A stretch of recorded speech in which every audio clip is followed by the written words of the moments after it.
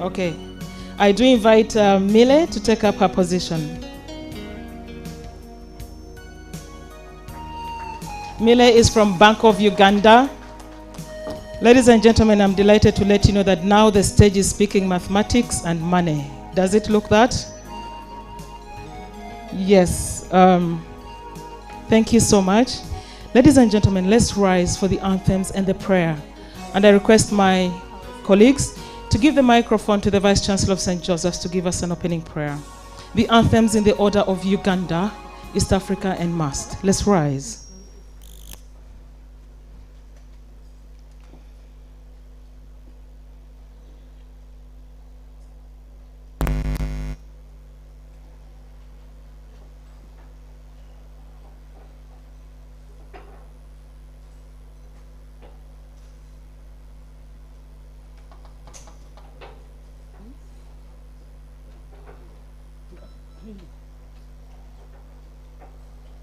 Once again, welcome to the university as we launch the PEDC project, Mbarara University of Science and Technology Policy and Economic Data Center, the first of the kind that is going to bring together researchers in terms of data collection and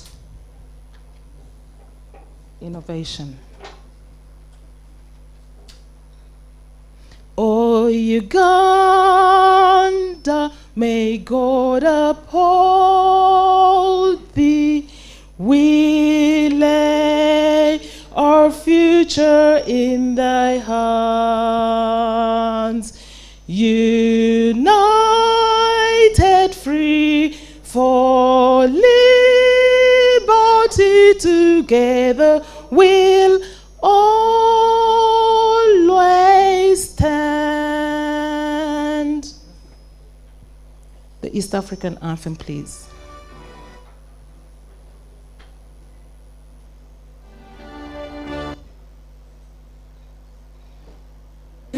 Mungu twaomba unilinde Jumuiya Afrika Mashariki, tuwezeshe kuishi kwa amani, tutimize na malengo yetu. Jumuiya yetu sote tulilinde, tuajibike, tuimarike.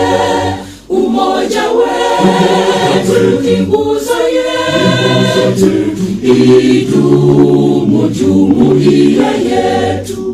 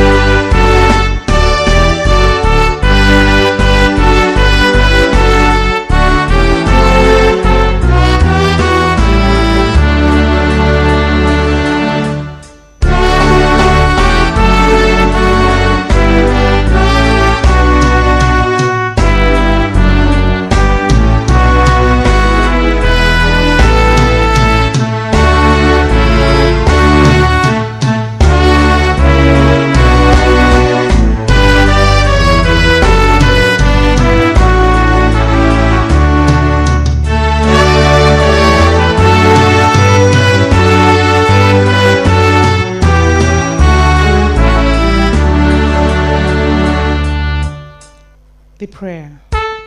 Let us pray. God, our Creator, we want to thank you for creating us in your own image. You created us so that we can transform this world with the knowledge you gave us for the benefit of humanity. Today we are here this morning in a special way to officially open the MUST policy and economic data by our guest of honor, Mr. Ramadan Gobi, PS Minister of Finance and Economic Planning. We thank the government of Uganda for the support it has given to MUST to have this center.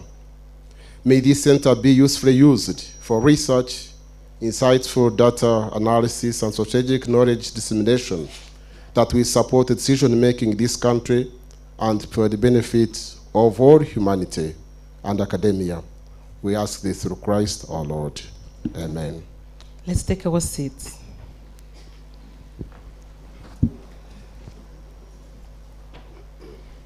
Our chief guest, Mr. Ramadan Gobi, the PSST. Allow me to welcome you to Mbarara University of Science and Technology, where success is not an option but a must. Our chief guest, Madam Vice Chancellor, we are delighted that today is a great day, the 7th of August, in the 8th month of 2025, hosting a high-profile delegate from the Ministry of Finance, Economic Planning and Development. Let's give him a round of applause. With his busy schedule, he has managed to give us time, and he's so passionate about research and the economy at large.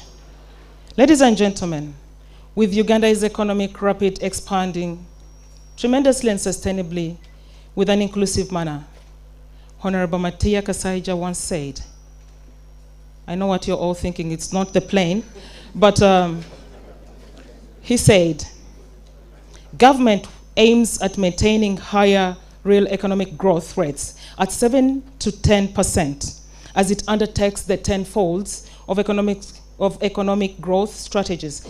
We talk of the ATMs, our chief guest, and these are agro-industrialization, tourism development, mineral development, science, technology, and innovation. Our chief guest, Mbarara University of Science and Technology, has zeroed to the latter, which is science, technology, and innovation. What we have today, the MUST-PEDC, is a groundbreaking initiative set to revolutionize evidence-based research, local governance planning, and economic development across Uganda. With our partners, our chief guest, we aim at seeing that we shall have shared data, collaborative research, and above all, we shall have be consultants in terms of research and innovation. Without any further ado, our chief guest, allow me to take a salutation of the audience that you have today here. In no specific order, with the university protocol, allow me to welcome and recognize council members. Please, council members, university council members, stand up for recognition.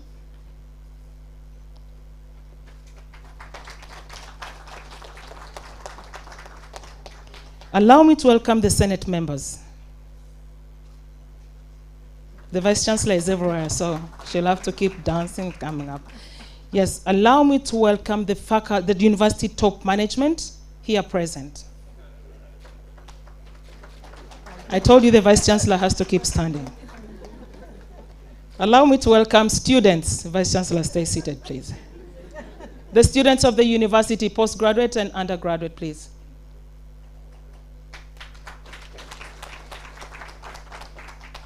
We do have our partnering institutions. We have Bishop Stewart University here present, represented by the Vice Chancellor, Professor John Mugisha. Please stand up for recognition.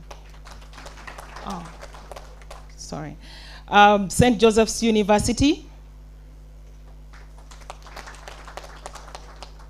We do have Ibanda University here present with us today. Makerere Business University. MUBS, Makerere University of Business. MUBS. Makerere University Business School. My apologies. Our chief guest, we do have local government here present. Please stand up for recognition. Yes, and the apple never falls far from the tree. Our PI is Dr. Benjamin Misita, and his family is here, the father and the mother. Let's recognize family for Benjamin Misita. Who separated them? Go for Bido. Yes, I'll continue with the salutation. The home faculty where Dr. Benjamin comes from, please stand up for recognition.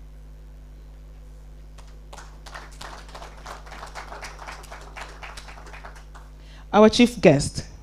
Our faculties are related and intertwined.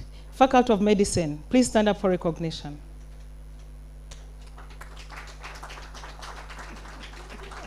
Okay. Faculty of Science. Faculty of Applied Science and Technology. Our chief guests, those are the ones hosting us here today, the engineers. Faculty of Computing and Informatics, who have just received the building. Faculty of Interdisciplinary Studies.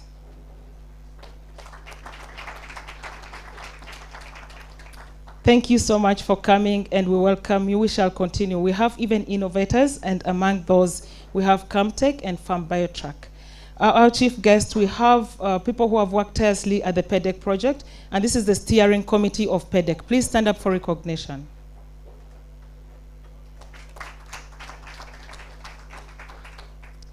Having given the salutation, our chief guest, allow me now to invite the Vice Chancellor, Professor Pauline Byakiika Kibwika, to welcome you to the land of milk and honey, but to science, technology, and innovation. Thank you, Professor.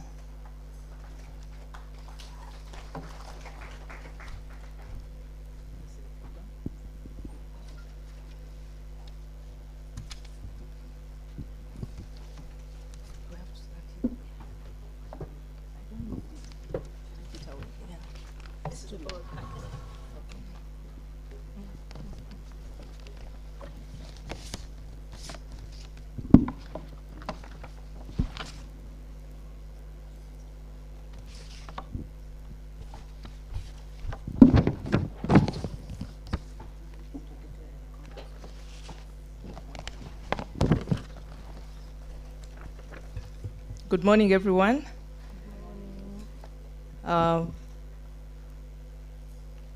Meeting and launch ceremony is not yet open, and therefore I'd like to request our chief guest to declare this launch ceremony open before I can give any remarks.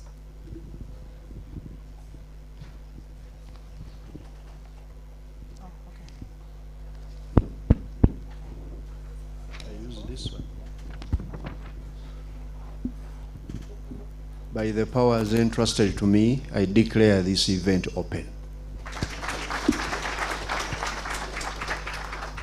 Thank you very much, our chief guest. I will now go ahead to give my remarks. Our chief guest, the Permanent Secretary and Secretary to the Treasury, Mr. Ramadhan Gobi. Our partners from Bank of Uganda, Uganda Revenue Authority, Uganda Bureau of Statistics, and Uganda Investment Authority, here present, distinguished government and local government leaders, our members of council represented here. I see Dr. Chisaka is here with us, and a few others. I saw Stella is also here. The vice chancellors from sister universities, from St. Joseph University, Bishop Stewart University, and Ibanda University. Members of the University Senate and top management present. The deans and directors of MUST. Our esteemed staff and students of MUST. Religious leaders present here with us. Distinguished ladies and gentlemen. Good morning, everyone. It is my great pleasure this morning to welcome you to this momentous occasion when we witness yet another significant milestone in the life and history of Mbarara University of Science and Technology. That is the launch of the MUST Policy and Economic Data Center, abbreviated as MUST-PEDC. I want to thank you all for attending this event. In a special way, I welcome our chief guest, the PSST, Mr. Ramadhan Govi, to Mbarara University of Science and Technology. We are so honored by your presence today, and we are grateful for your continued support to Mbarara University of Science and Technology. Mbarara University of Science and Technology will celebrate her 36th birthday this year in October. And over the last 36 years, Mbarara University of Science and Technology has made tremendous growth. From a single faculty of medicine at the city campus to the current 6 faculties and the MUST Research Institute. The faculties include the Faculty of Medicine, Faculty of Science, the Faculty of Business and Management Sciences, that is the reason we are here today, the Faculty of Interdisciplinary Studies, the Faculty of Applied Sciences and Technology, and the Faculty of Computing and Informatics. Our chief guest, Mbarara University of Science and Technology, has a vibrant research and innovation ecosystem, and that is housed by the MUST Research Institute. This institute houses the Maternal, Newborn, and Child Health Institute, the Institute of Tropical Forest and Conservation, located in Bwindi Impenetrable Forest, the Center for Innovation and Technology Transfer, the Farm Biotechnology and Traditional Medicine Center, and the brand new one, which in my medical term, we call a neonate, the MUST Policy and Economic Data Center that we are launching today. Early this year, I witnessed a simple, humble, and lone walk by a gentleman into my office. And this gentleman came in requesting for a brief consultation. He was so humble. And this was none other than Dr. Benjamin Musita. He presented this idea to me, and I said to him, "Bring me your concept for review." The teacher in me sprang up, and I asked him to bring the concept for review. A few days later, he came back with a concept, and I could see the enthusiasm on his face. I read the concept, and after reading it to the end, while he was seated in my office, I asked him, "Benjamin, what is the problem? What problem are you trying to address?" And he looked at me, and I asked him a second question. "What is the justification for what you're proposing?" He looked at me. We ended up having a discussion. We discussed, and after the discussion, I sent him back, and I told him, "Go and rewrite this concept. Include the problem statement and the justification." A few days later, he came back with a concept, this time indicating the problem he wanted to address and the justification for this. So here we are today, the back and forth transformed into the reason we are here this morning, the MUST Policy and Economic Data Center. Our chief guest, this is a sign of strong commitment and dedication by the staff of Mbarara University of Science and Technology. They are truly exceptional, and this dedication is passed on to our students. And it is vividly reflected in the outstanding quality of our alumni, who continue to carry the MUST flag high at both national and international levels. Today, we celebrate one of our own faculty, the brilliant mind behind this great initiative that we are launching today. Ladies and gentlemen, please join me to give a resounding applause to Dr. Benjamin Musita from the Department of Economics under the Faculty of Business and Management Sciences. I want to congratulate you, Dr. Benjamin Musita. Please stand up for recognition. People may not know who you are. Congratulations. The members of the Faculty of Business and Management Sciences, led by the Dean, Dr. Frederick Chijambu, please stand up for recognition. All members of the Faculty of Business, I am sure you have supported Dr. Musita in this endeavor. Thank you very much, and congratulations upon this achievement. Today marks a significant milestone in our institution's history as we take a bold step towards enhancing economic research for evidence-based policy making in Uganda.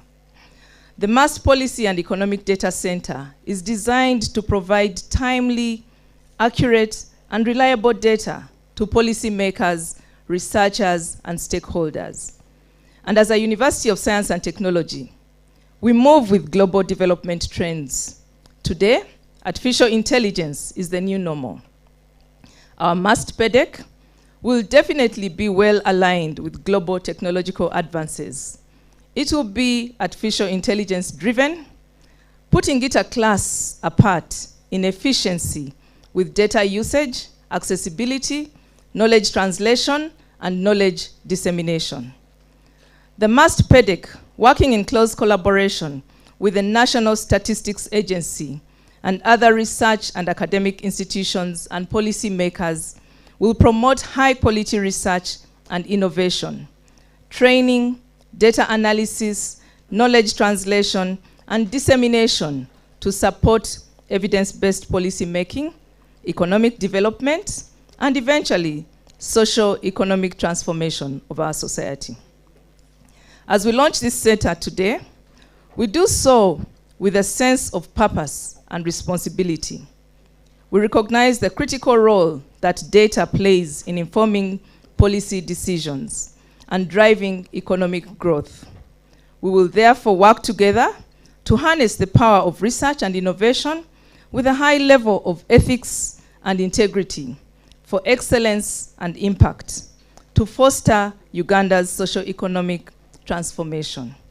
Our chief guest, dear PSST, the best way for us to develop is not to work in silos, but rather to complement each other.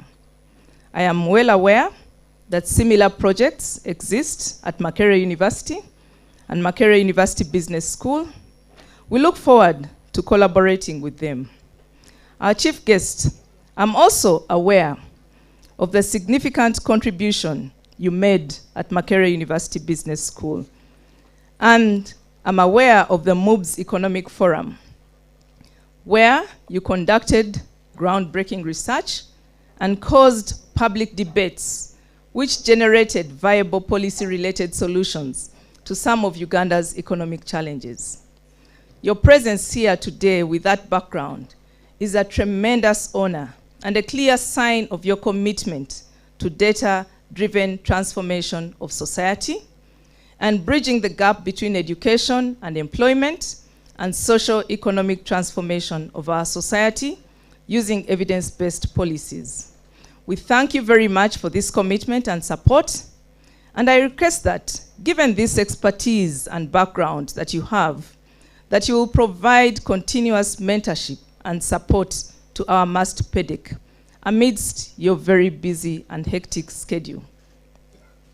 I want to extend my sincere gratitude to our partners, funders, and stakeholders who have supported this initiative, including the Ministry of Finance, Planning and Economic Development, the Uganda Investment Authority, Bank of Uganda, Uganda Bureau of Statistics, and Uganda Revenue Authority, and the local government. A special thank you to Uganda Bureau of Statistics for the donation of 350 tablets and power banks to Mbarara University of Science and Technology. And this donation is to enhance research activities. Our chief guest, from this donation, each staff will receive a tablet and a power bank. And each staff is expected to enhance research participation and involvement. These contributions are invaluable, and we look forward to continuing with this collaboration. Our chief guest, please convey our deepest gratitude to His Excellency, the President of this nation, Yoweri Kaguta Museveni, for his visionary leadership, and to the First Lady and Minister of Education and Sports, Mama Janet Kataha Museveni, for her unwavering commitment to higher education. We thank your ministry, the Ministry of Finance, Planning and Economic Development, for the continued support to Mbarara University of Science and Technology in form of staff development, promoting research and innovation, and ensuring timely staff salaries. And crucially, enabling significant infrastructure development. Our chief guest, as you are aware, MUST has 2 campuses, the Mbarara City Campus, formerly called the Town Campus, now the City Campus, and the Kihumuro Campus, where we are this morning. This Kihumuro Campus is under development, and when fully developed, will accommodate most of the university's faculties and institutes. The City Campus houses the Faculty of Medicine and other faculties. Faculty of Medicine is our flagship faculty as Mbarara University of Science and Technology. And as you might be aware, over the last couple of years, we have been in the media with a threat of closure by regulatory authorities due to the dilapidated and inadequate training infrastructure at the Faculty of Medicine. Our chief guest, I'm so delighted, as you are aware, because you are the power behind all this. I'm so delighted to acknowledge that this year, with your support, Mbarara University of Science and Technology has been blessed with allocation of funds for infrastructure development for the Faculty of Medicine. And we want to thank you very much. The budgetary allocation by the government of Uganda will propel the transition of this Faculty of Medicine to the MUST College of Health Sciences. As I briefed you this morning, this Faculty of Medicine is offering training programs, sub-specialized programs, that are not offered by any other university in this country. And we are truly honored and enthusiastically anticipating this boost in funding to Mbarara University of Science and Technology that is not only for infrastructure development, but for improvement in all university functions. It is my humble request, sir, that this funding continues to enable us continue to grow from strength to strength. We pledge to uphold excellence, integrity, and transparency as we work together to build this institution. Now that we have launched the MUST Policy and Economic Data Center, this center is housed in the Faculty of Business and Management Studies. We have, as top management, identified 5 acres of land here at Kihumuro campus for construction of the home for this MUST Policy and Economic Data Center. We request that with your support, we shall be able to construct a state-of-the-art building for the MUST Policy and Economic Data Center here at Kihumuro campus. Our chief guest, as our infrastructure improves, the student numbers also increase in line with the population growth and the demand for higher education in the country. We aspire to maintain optimal ratios of staff to students, and thus we wish to recruit more staff and promote existing staff. However, we are heavily constrained by the very limited wage, which has caused very high student-teacher ratios and significant delay in promotion of staff. Some of our staff have remained at the same level for over 10 years, yet they are highly qualified and meet criteria for promotion to the next level.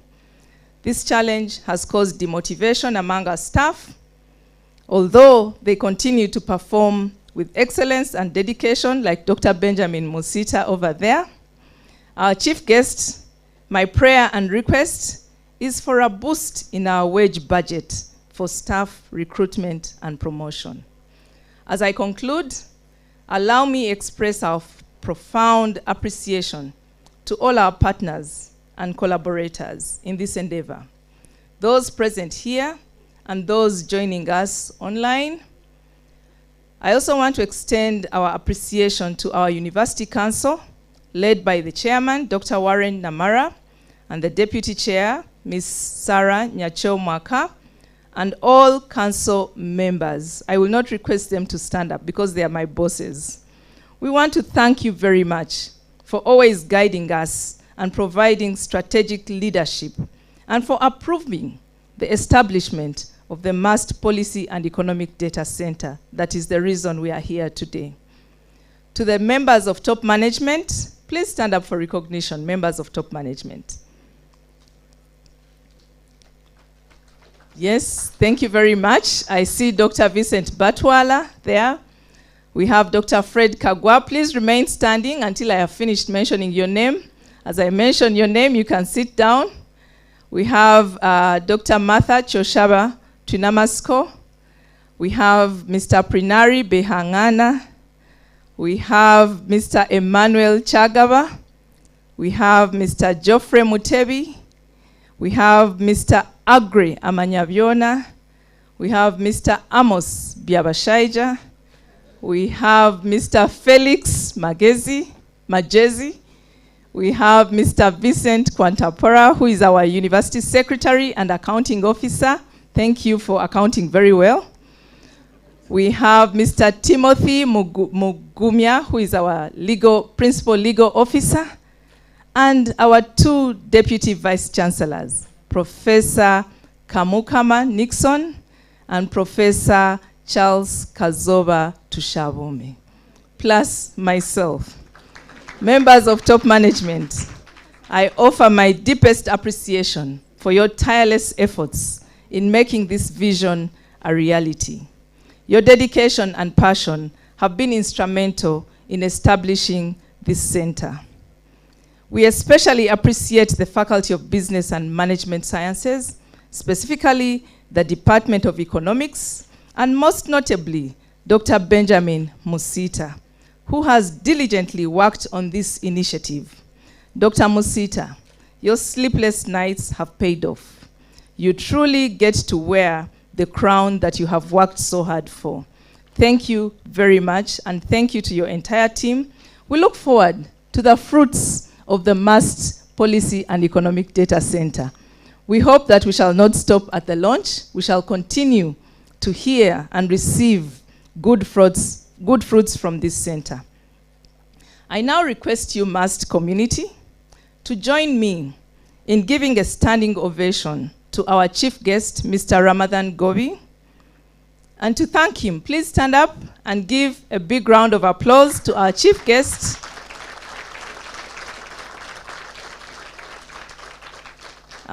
Thank you. You can now sit down. Our chief guest, this is in honor of you for accepting and honoring our very simple and humble invitation. Amidst your incredibly busy schedule, you have given us your invaluable time. We certainly do not take this for granted. Thank you very much. I want to thank you all for honoring our invitation and sparing your time for being here with us. Allow me to end with this quotation by Peter Sondergaard. He said, "Information is the oil of the 21st century, and analytics is the combustion engine." Please use this quote the way you would like to. Succeed, we must, for God and my country. Thank you very much.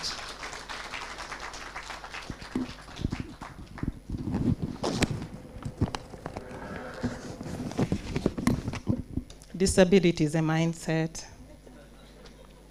I have to borrow the height to be seen there. The Vice Chancellor doesn't have to. Thank you so much, Professor Pauline, for the good remarks.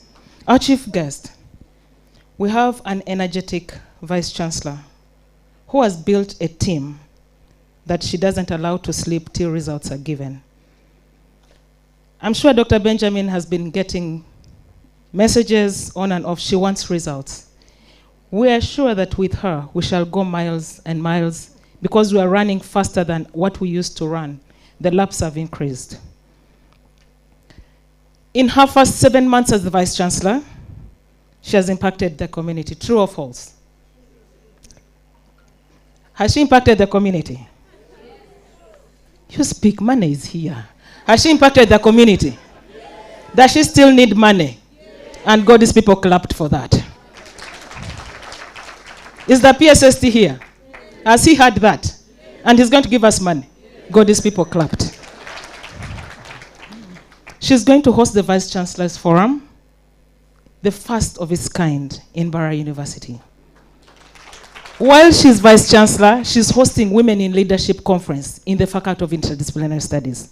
Should I go on? The cows might go home when I'm still talking about Professor Pauline. But we appreciate you, Professor, and we are delighted. Allow me to correct one thing. Associate Professor Gashom is representing the Vice Chancellor of Bishop Stewart. Our chief guest, today is a special day. We have the IT team. Please stand up for recognition. People from ICT, IT teams.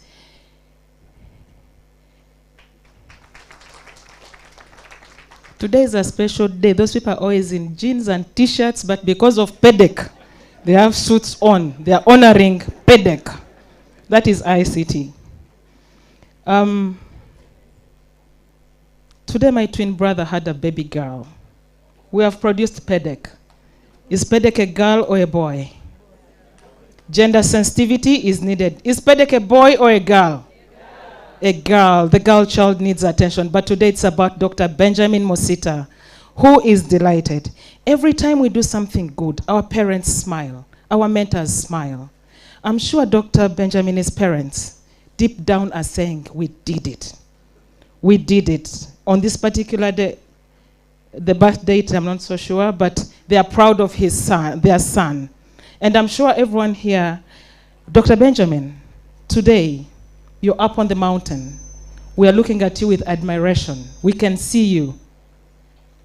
We don't know whether you can see us because you're up on the hill. We pray that you maintain what the Vice Chancellor has talked about you. And without any further ado, please come and give the note speech and speak to the people, the keynote and the brief about the PEDC project. Give us the insights. You're talking of hot topics. What is that? You're talking of data sharing. What's that? Ladies and gentlemen, let's give it up for Dr. Benjamin Musita. As he comes, let's also give it up for his parents.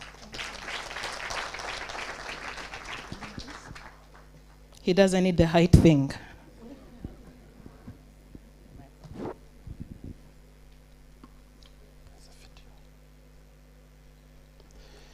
Thank you so much, Vice Chancellor, our chief guest, our invited guests, members of council, members of top management,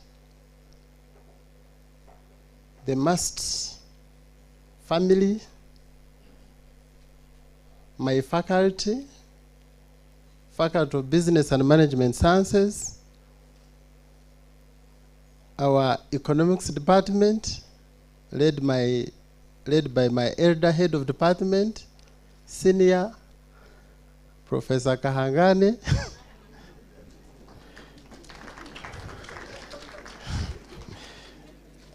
It's an honor and an opportunity for me to take you through what MUST Policy and Economic Data Center is all about. Our foundation for this is based on the NRM ideological principles.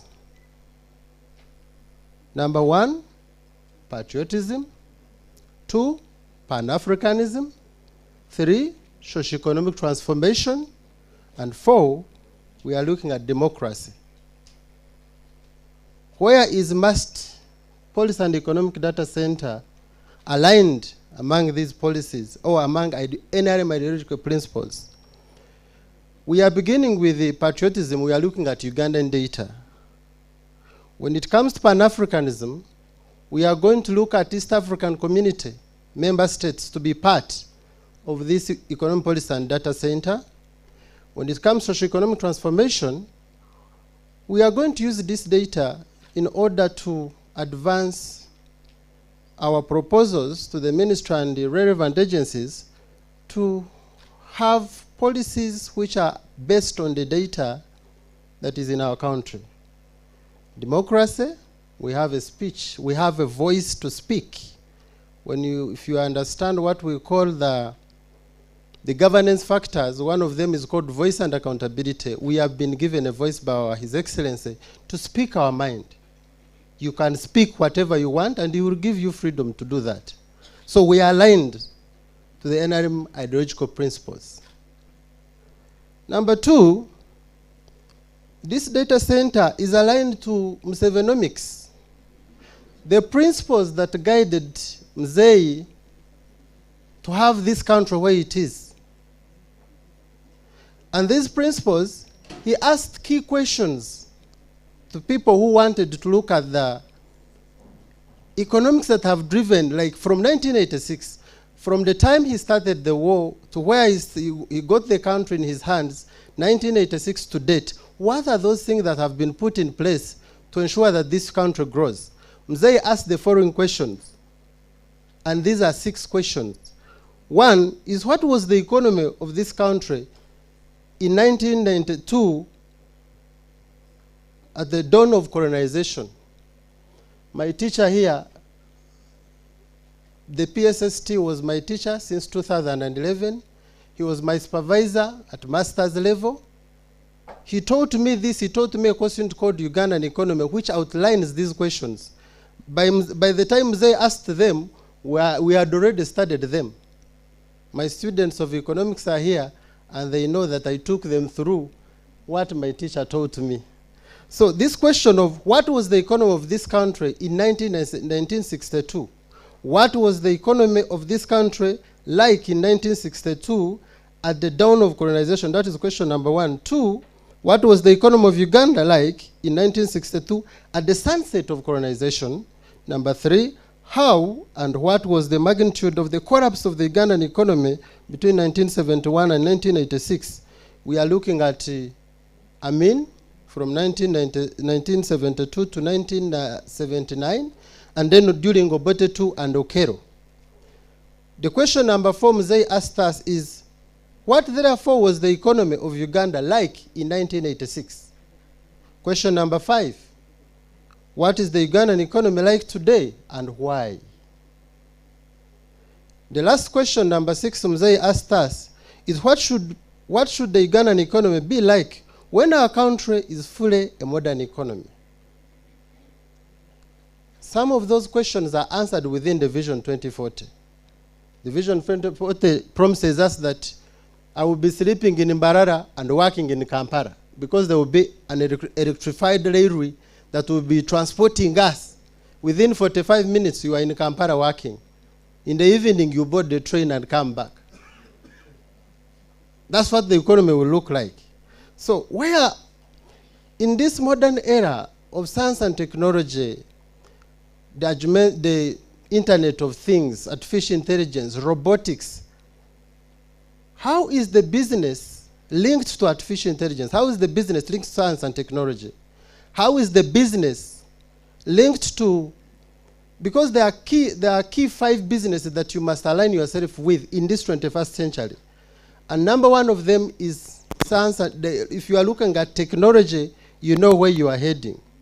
Now, on science and technology, we said, how can the business, which I think other leaderships did not look at how relevant it was, how it can be aligned science and technology, and I believe, Prof, now we are on board. Because the MUST-PEDC and Economic Data Center is here to align the business into science and technology.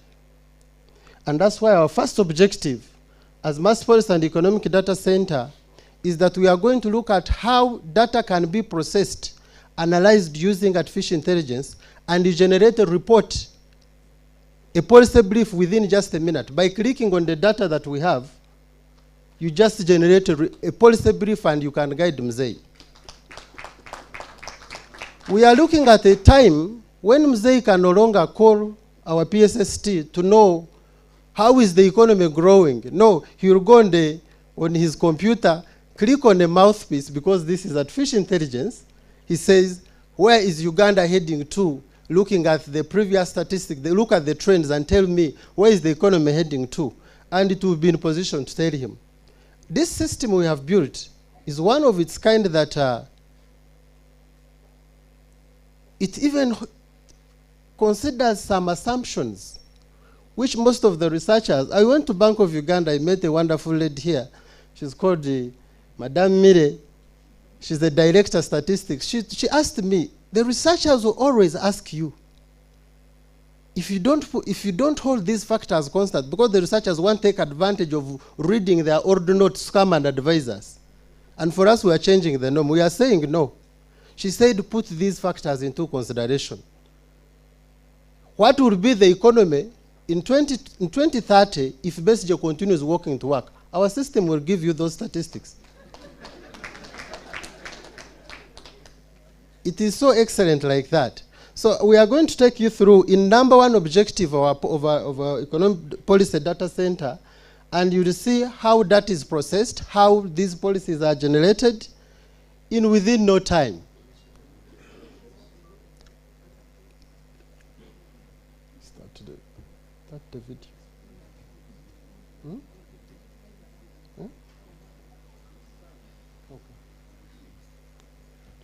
So this is how you can access our system. You at www.PEDC, that is pdc.must.ac.ug, and you can access either data from local government or data at national level. We have been advantaged and graced by the different government agencies where you can, where we went and accessed their data, and you can have it customized the way you want it. It's no longer, this is the system of downloading an entire Excel and then you choose the years, the era has ended. In the new modern era, you just go to download, you select either national level or you want the data at local government level. If you choose, for example, at the local government level, for example, we have already collected data on revenue collection at the district level. You can choose to select the districts you want. It gives you that advantage. You can see all the districts of Uganda are there. For example, let us choose Kazo, where I come from. We put there Mbarara, where our PSST comes from. We want to see maybe how much payee you get for me Mbarara and Kazo. You choose any you want. After selecting them, we go and look at the years. For example, you want different financial years, let's say 2023, 2024, and maybe add there 2013. You close that. Those are the 3 years we want. And you choose variables like I want to see payee. Go to, are those variables? No, those are tax descriptions. Okay, we can look at that. Look at payee. Which other variable among taxes can we look at? Maybe income tax. Close that. And then you can easily download this and have it at your fingertips without going to any district of those, because we are in a position to download and have our Excel as fast as possible. That's how the data comes in.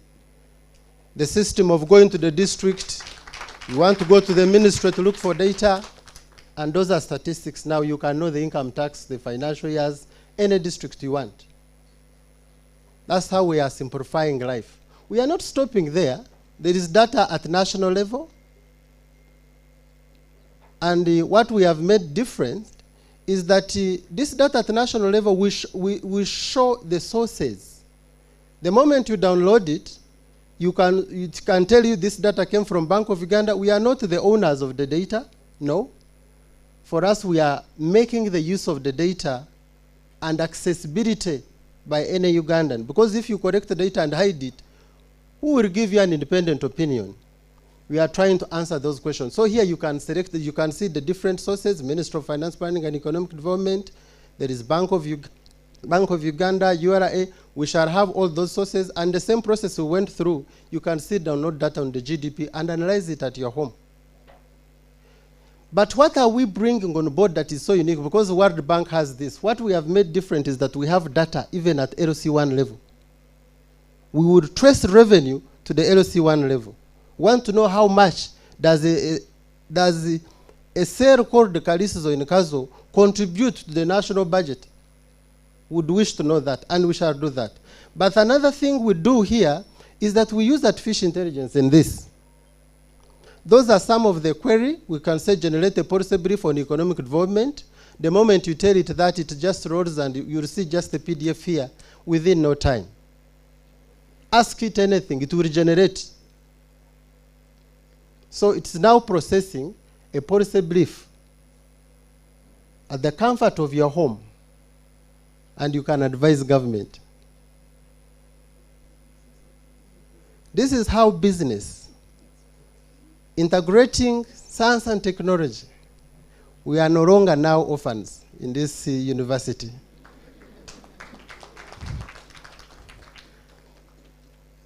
It may be our internet issues, but it just generates a PDF within no time, and you have it there. You download it, read through, and now you can use your experience. You can see that this is a policy brief. It has generated the strategic policy brief for economic development in Uganda. You see that the executive summary, this policy brief outlined the strategic approach to enhancing economic development, Uganda leveraging from local government and leaks database. Despite the absence of specific records, the brief summarizes general trends and best practices in economic development. As you can read, those are the key findings it has found out. The policy recommendations are there, and it shows you even the methodology. Now you can query it, but the limitations, it also shows you the limitations. Number one, related to data scope, the absence of specific records limits the, this English word, it needs Angela, granularity, limitation to related to temporal constraints, they are also there. So you can now go download, there is a PDF there, and you have it at the comfort of your house. Those researchers who were there saying that we know our methodologies, we know what, now we have added there the Pythons in the system to be able to generate results. And I think, Professor, you'll advance this one for us, that we no longer, we need not to stop our students from using artificial intelligence. You only need now to introduce a concept of a student standing here and defends his thesis without looking anywhere. It's a norm in Makere. It's a norm at where I studied from, Nelson Mandela University. You just speak and you stand and speak from your head. So that they can use artificial intelligence. And the most important thing is, do you own this work?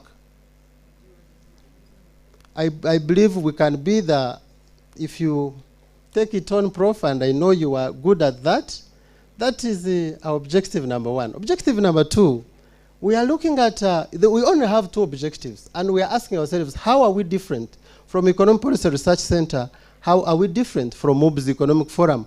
How are we different? And this is what is distinguishing us as the University of Science and Technology. Members, our GDP, now I've started economics. The other one was simpler. Our GDP is worth $63 billion. We have something called hot topics here as our second objective. If there is any urgency, you want to know what is taking place in a certain village, how fast can you have these insights? At the shortest time possible. This thing triggered us to come up to look at, is Uganda still a food basket? Uganda's GDP, first go back, Uganda's GDP is 63 billion.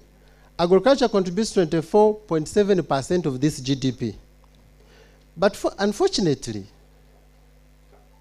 there is a difference between GDP, that is the total monetary value of all goods and services produced within the economy for a period, specifically 1 year, but there is what we call the revenue you contribute. That one is different from the contribution of GDP.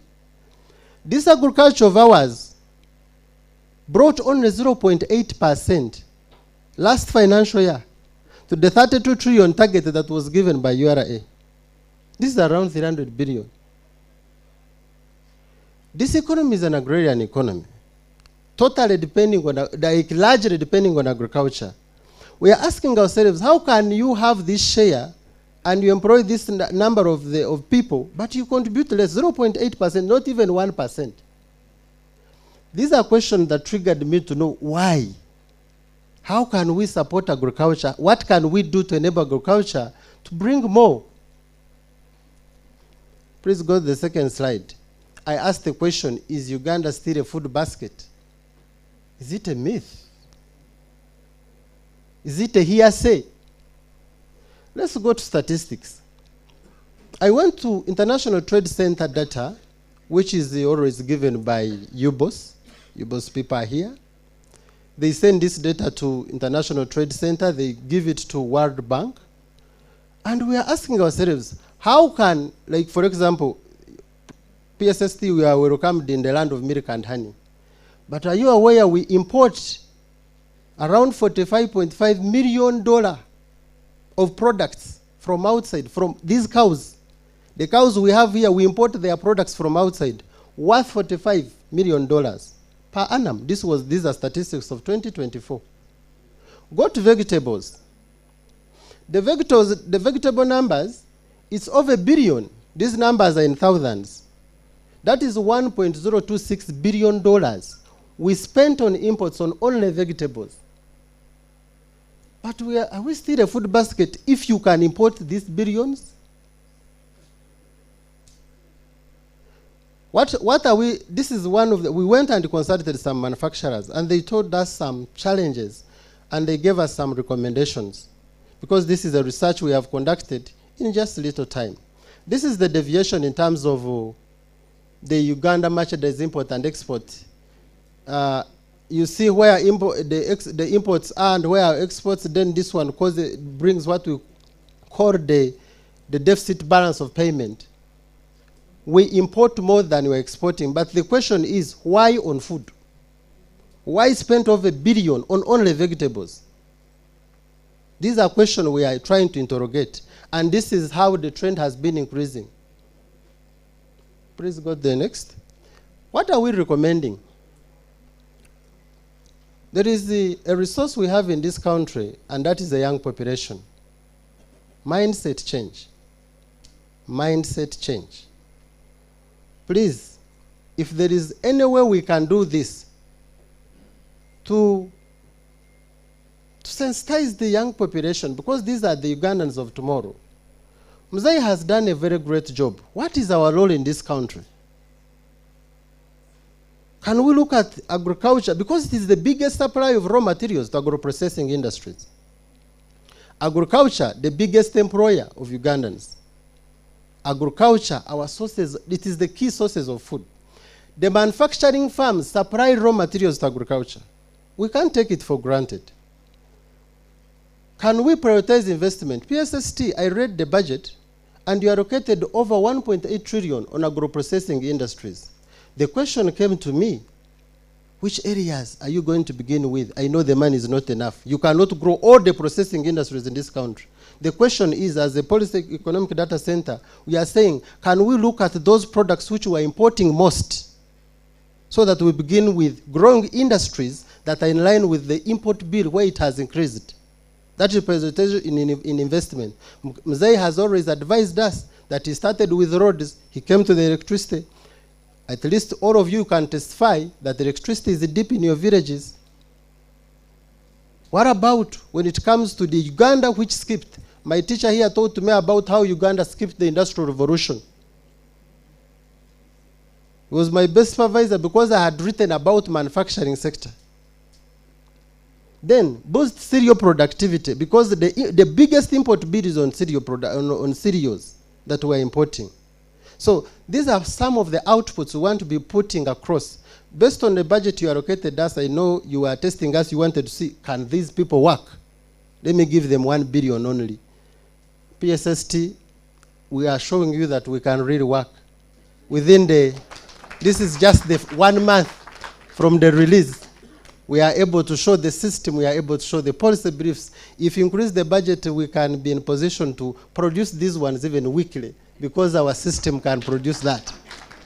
Just correct the data. The way we are, it's because of time, but the way our system, when you're in the field entering data, now UBOS that has given us these tablets, as you are entering these audios, the system is in position to keep on running them and giving you the brief, the policy brief, based on what they have recorded only. That's where we are taking research. If you are still in the analysis, you want to use SPSS, Starter. No, we are shifting from there. We are shifting from that area. And we are even able, this one does not stop in economics only, but it is going even in medicine. Because our AI can even give you, they call them what? If you want to give a patient medicine, it can give you that prescription. It can show you. But of course, with the guidance from the doctor, you can so and say, is it okay to take this one? Because sometimes it misleads, it needs someone who was already there to be able to use it very well. Thank you so much. As I conclude, let me thank God for this opportunity. And I want to take the first thank you to God who has been faithful to us. I thank my parents who brought me on earth, who wouldn't be here listening to these words if they were not there. I want to thank, there's a senior brother of mine called Jacob, who paid my tuition at the campus. Is Jacob around? I think he's somewhere. I also want to thank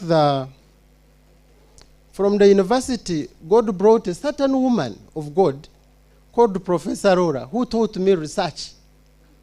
Before I went for masters, that woman you see there,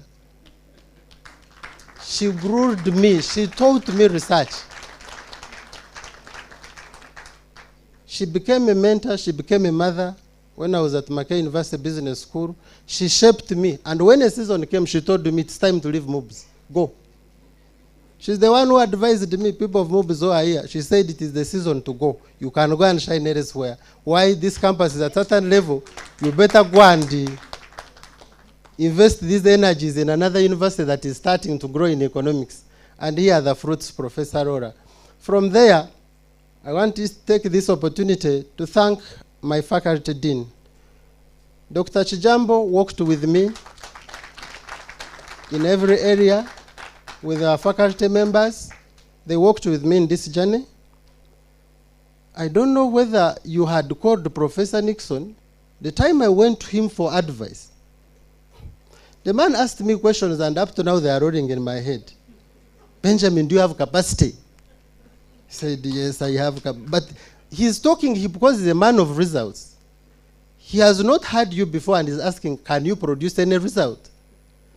And he also added, the same words you told me, said, where is the justification? I went back, spent sleepless nights, sent him. He read it, he said, now okay, you can move to the top management. Before he came, he had really guided me well. Then I remember coming to Prof. I had, it was a long story. The name was Policy Analysis and Research. It became MUST Economic Forum. They kept on tossing me up and down, but now we are here. MUST Policy and Economic Data Center. I thank God for Professor, our Vice Chancellor. We had been like, the business school the business faculty was not known here very well. Every time you raise up, are you sciences? What are you doing here? It was the medicine, the engineering. But when she came, she welcomes everyone with an idea. And I believe she has a mindset of, I want to take people based on their face value. And we really thank God for you. We thank God you came at the right season. You came at the time. The time I went to MUBS, there's a head of department, she asked for a transfer, and they brought Professor Aurora. She grouped me until she said it is enough to go now. Now, the time I come at MUST, they bring Professor Pauline. She grilled me. Every time she asked me questions, she went in the ministry, the UBOS, the call she gave me, I said, are we still having this data center here? Change your mandate. You are taking people's mandate. You have not done research. And she says, whom have you consulted? These ladies, Vanang, I don't know. But But we shall be there. Professor, these are the fruits of your greeting. The fruits of sending me messages. She can read the message at any time. And she said, I have an open door. Benjamin, anytime you want to come to my office, you don't need an appointment. Just come. And also, every time I am there, I just run. I want to thank our partners who are here. I want to thank our PSST. PSST, I look at you as a man who does something and talks. You remind me the words of Apostle Paul in the book of Acts chapter 1, verse 1. He said, of the former account I made, O dear Theophilus, of the things Jesus began both to do and teach. There is a pattern there. He began both to do and teach. People, they have written on their taxis, talk and work. I normally be driving and say, these people are not aligned. It is do and talk. Like now we have done and now we are talking. There's something to show. So our PSST is a man who walks, before he talks anything, he knows where it comes from. It is the same even in the scripture of Colossians 4:4. He said, I may make manifest as I ought to speak. Manifestation is bring forth and then talk. He has walked those things. He taught me economics. He has gone in finance. When I see allocation in agro-processing, I know our man is there. He didn't stop at teaching us, but he's doing something. I want to thank you so much because you are not like this man called Caiaphas. I don't know how many of you know Caiaphas in the Bible. Caiaphas was a teacher of the religious law who was also went under the same school like Apostle Paul. They were taught by Dr. Gamaliel. He was a good teacher of the religious law. He was by then I think he was a professor, but the Bible says he was a doctor of the religious law. Caiaphas, we see in the book of John, chapter 11, verse 49 to 50, he said, shouldn't one man die so that the world is saved? But they said he spoke those words because the office he carried. In another scripture, in Matthew 26:3, in Matthew 26:3, he preached about the killing of Christ. The words he spoke about the coming of Christ and saving the world, he never lived by them. He promoted the killing of Christ. That is not our PSST. He speaks and talks. Thank you so much for that opportunity. Thank you for the resource you allocated to us. Our PSST, I promise you, as long as I'm here, and the generation that will come after me, this center will stand. And we pray. You promised me in our secret meetings that you want to see the results, and maybe you can add more resources. Thank you so much. These are the testimonies of the advice you gave me in your office. Thank you so much. Let's rise up and give Dr. Benjamin a standing ovation, ladies and gentlemen, for the great work, for the great mind, for the great ideas, for the great everything. Benjamin, you are the star today, and may you shine forever. Please, let's take our seats. I'd like to welcome and recognize media houses here present. We do have UBC, NBS, Vision Group, Tayari TV, and we're also following online. Ladies and gentlemen, if the stories don't come out, accountability, the accounting officer is here, and also the PSST is here, the media houses are here. It's not by coincidence that we've done this on the 7th day of August.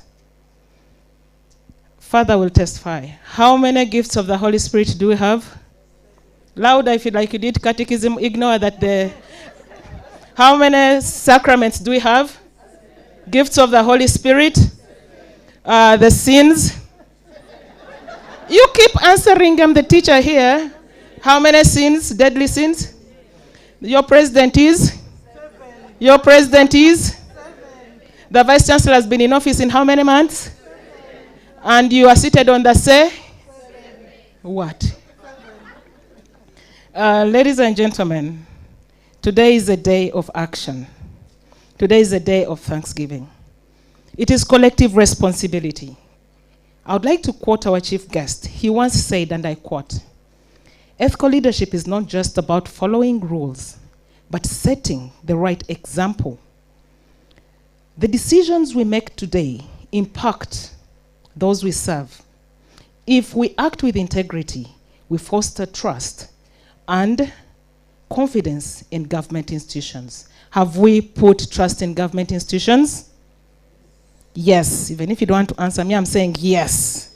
Have we put trust in government institutions? Do they work and deliver? Ladies and gentlemen, the next session is a panel session. And this is going to be taken on by government agencies and our collaborators in this research.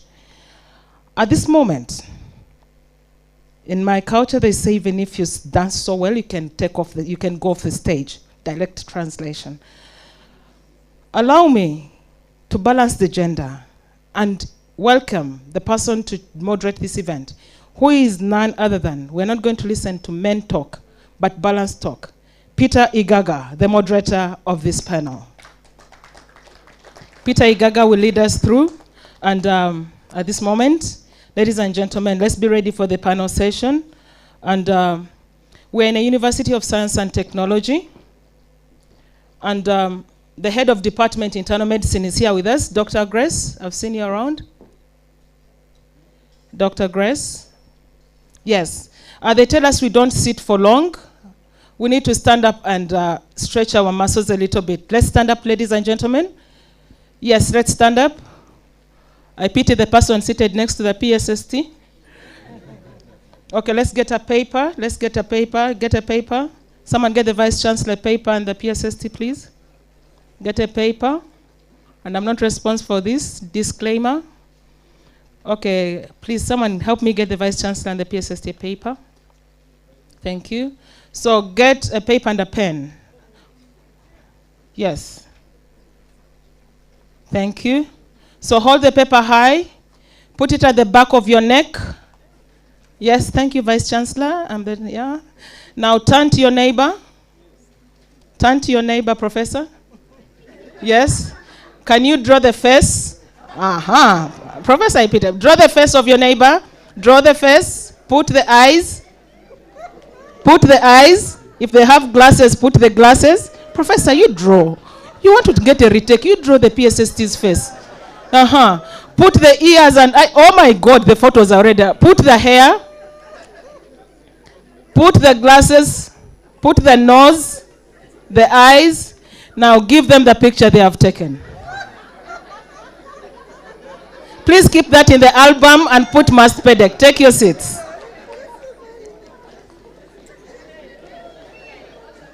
I was doing this.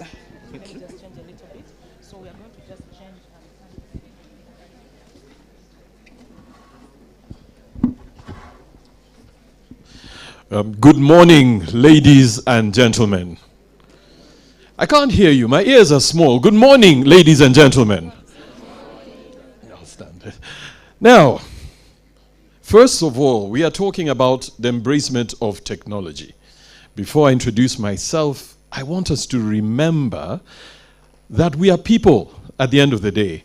And even as Dr. Benjamin mentioned, AI still needs us. So I want you to turn to your neighbor and just ask them, how are you doing this morning? Just that. And if you need money, ask your neighbor, say, can you give me something small, okay? Because don't ask how you are doing if you're not going to help them, okay? Now, we're going to jump into the gist of it. My name is Peter Igaga. Igaga. Not Iga. Igaga. I know some people are saying, but where does that come from? Don't worry, we'll get there. Okay. Today, I'm going to be running the panel discussion, but I'm going to tell you a little bit about me. First of all, I'm a patriot. I love my country, and that's why I'm here. I'm a Ugandan who believes in Ugandan solutions for Ugandan challenges. For the longest time, we have been looking out to other people to sort our issues out. Yet all the answers are right here, and we are seeing some of them today. It's only us who can do that. I am the CEO of a marketing and communications firm called Grindstone, and our tagline is, we are creating the future. We're not going to let anybody create it for us. We have to do it ourselves. So I'm going to call upon us to always have that at the back of our minds, that we need to create the future. Our PSST, good to see you, sir. You're not just an economist, but you're always a forward thinker. And one of the greatest things I admire about you is your calm demeanor. You handle pressure well. So congratulations for that. Let's clap for the man. Have you ever seen him throw his papers or anything? Always calm. But he delivers. That's it. So thank you very, very much, sir. We're honored to have you here. My Vice Chancellor, you jumped into the fire. People spoke. We saw things in the media. But you just kept going. So thank you very much. Again, as Dr. Benjamin said, we do, and then we talk. We don't talk and do, because the trouble is talking takes a lot of energy. If you talk, by the time it comes to doing, you'll be exhausted. So you'd rather do and let others do the talking for you. So we appreciate it. Now, let's jump straight into it. I want to thank my panelists, first of all, for being here. I'm going to start by introducing the ladies who are on the panel. First, in no particular order, from UBOS. And you can just please wave so they know exactly who you are. And she has a very presidential wave. Okay. We have none other than Molly. Sorry. Yes, she's Molly Nina Achan from UBOS. She is a lead statist. Now, Benjamin, you talked about English words that give you trouble. It's a statistician. Am I right? It's statist what? That one, all right. And we've got a lot of that today because we're going to be talking about statistics, numbers, and figures. From UBOS, she is an accredited statistician. She's done quite a lot, has produced a number of very serious documents that have helped this country. She continues to do that. She's very passionate about numbers. And last night we had a chat over dinner, and the two ladies here keep talking about numbers telling a story. And I think Dr. Benjamin did a very good job telling a story using numbers. Right next to her is Millie Nsingoma from BOU. She's also the Director of Statistics. Please wave to us. Also with a very presidential wave. Well done. Thank you very much. Do appreciate it. She's also into numbers. She's been in the field for more than 27 years and is still very passionate about it. She crossed from URA and left Nicholas there to handle URA business on his own, and she's at the Bank of Uganda. But one of the things that she keeps insisting on is numbers, numbers, numbers. With numbers, we can tell a story, and we can tell a story about our country in a very interesting and good way. Right next to her is Dr. Benjamin himself, the man of the hour. I heard somebody say, just right, was sitting right behind me, that, you know, if this man were to start a church, he would make money. Okay. Is it true? Okay. So, if all else fails, there's something for you to do. A big hand clap for Dr. Benjamin. You're welcome. And last but not least, right at the end, we have Nicholas, who is from URA, Nicholas Musoke, I believe. He's the manager of research, statistics, and all those things. Basically, you're a numbers guy. If we're in trouble and we're not collecting money, the PSST gives you that look, and you start moving things, isn't it? All right, good to have you here, ladies and gentlemen. Now, I'll just want us to have just a brief insights into, because the numbers are great.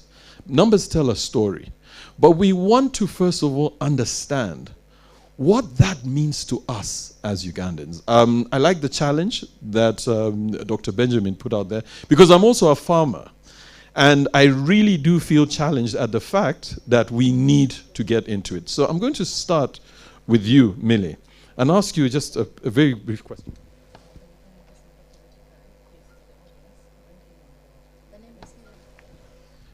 And we have from Uganda Investment Authority, Mr. Richard Nwesi. Where's Richard? Oh, Richard. There he is. Please, a big hand clap for Richard.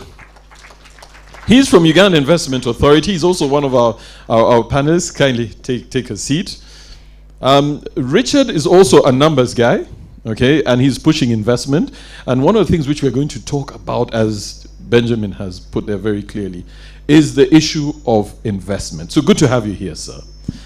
Now, I'll starting with you, Medley.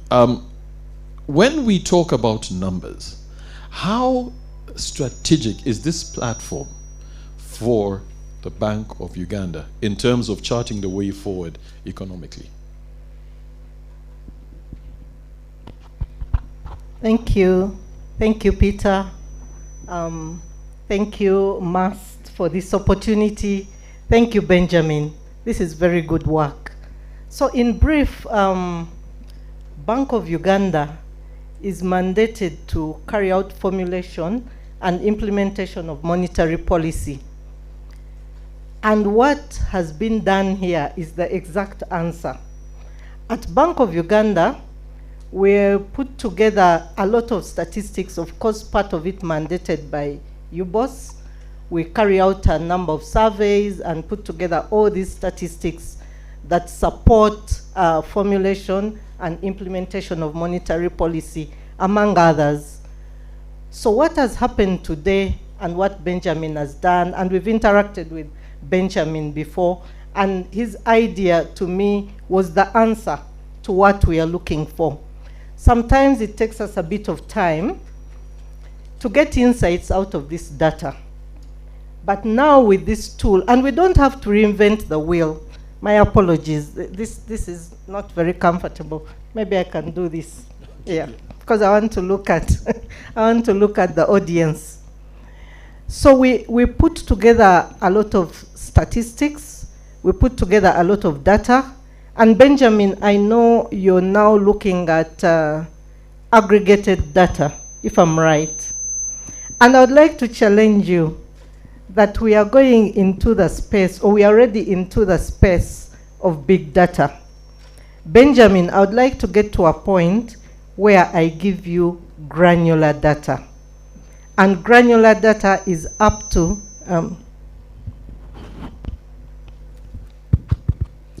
granular data is up to the level of individuals. So I would like us to be able to do that analytics to that level. Because then for me what it says is that as this information is being collected, we have worked out all the methods in between. We are conscious about the security of the data.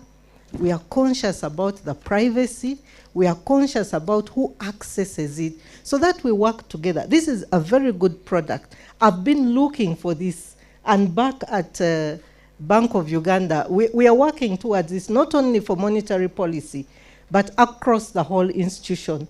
We are looking at data governance, a data warehouse, to get in this data. But I'll tell you that the staff there are also busy in so many other things that BOU is mandated with. So what a partnership to have with Benjamin, with MUST, and I really look forward to building of that institute, because then I know we have a partner in you. We have already shared with MUST a letter that we're willing to work together. So I'm looking forward to that relationship whereby I bring 2 or 3 of my people from the bank, because Benjamin also said I may not know if I'm doing analysis of medicine.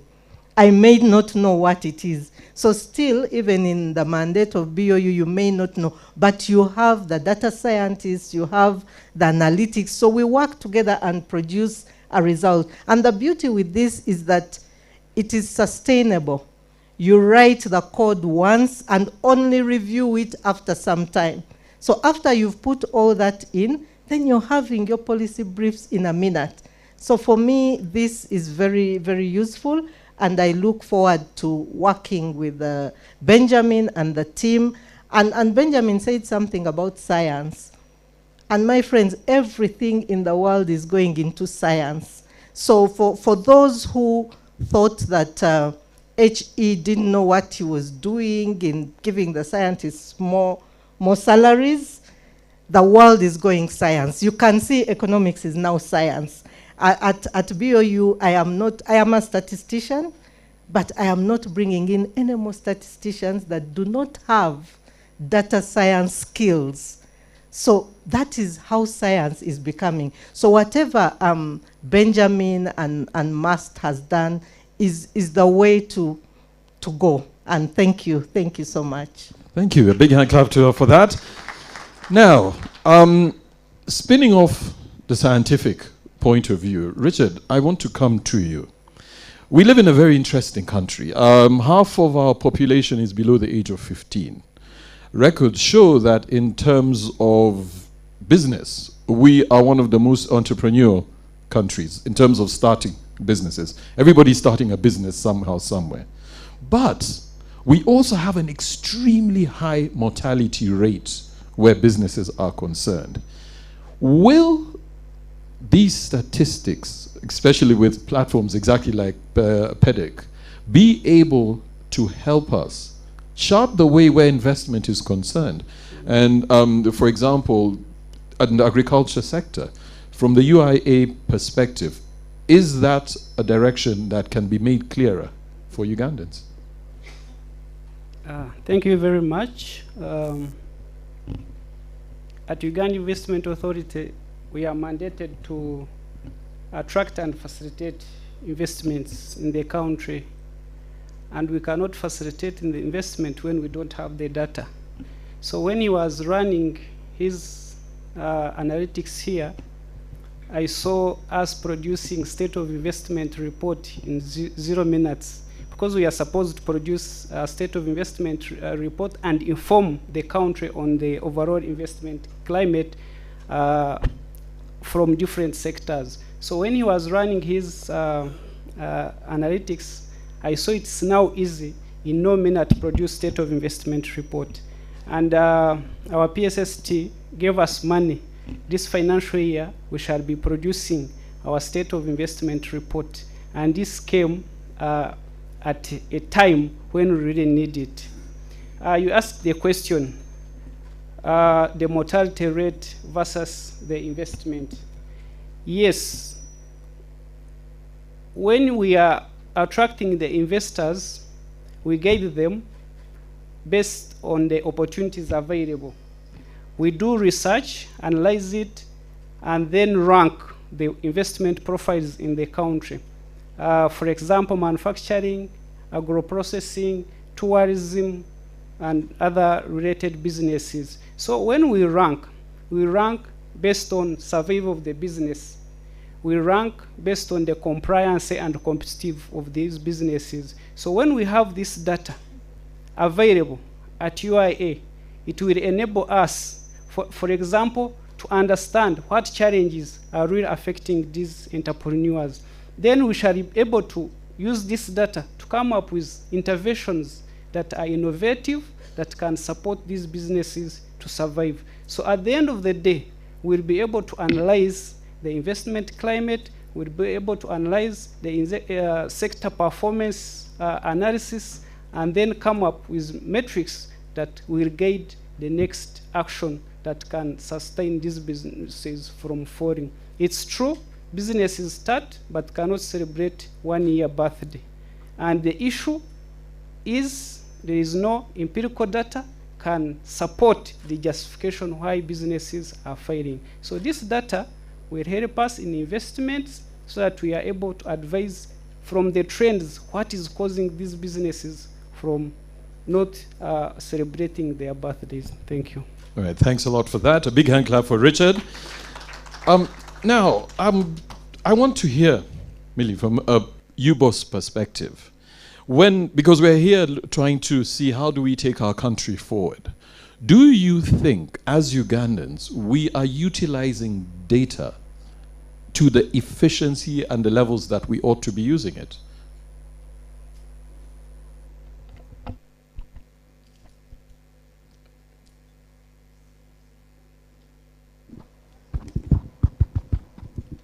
Thank you, Peter.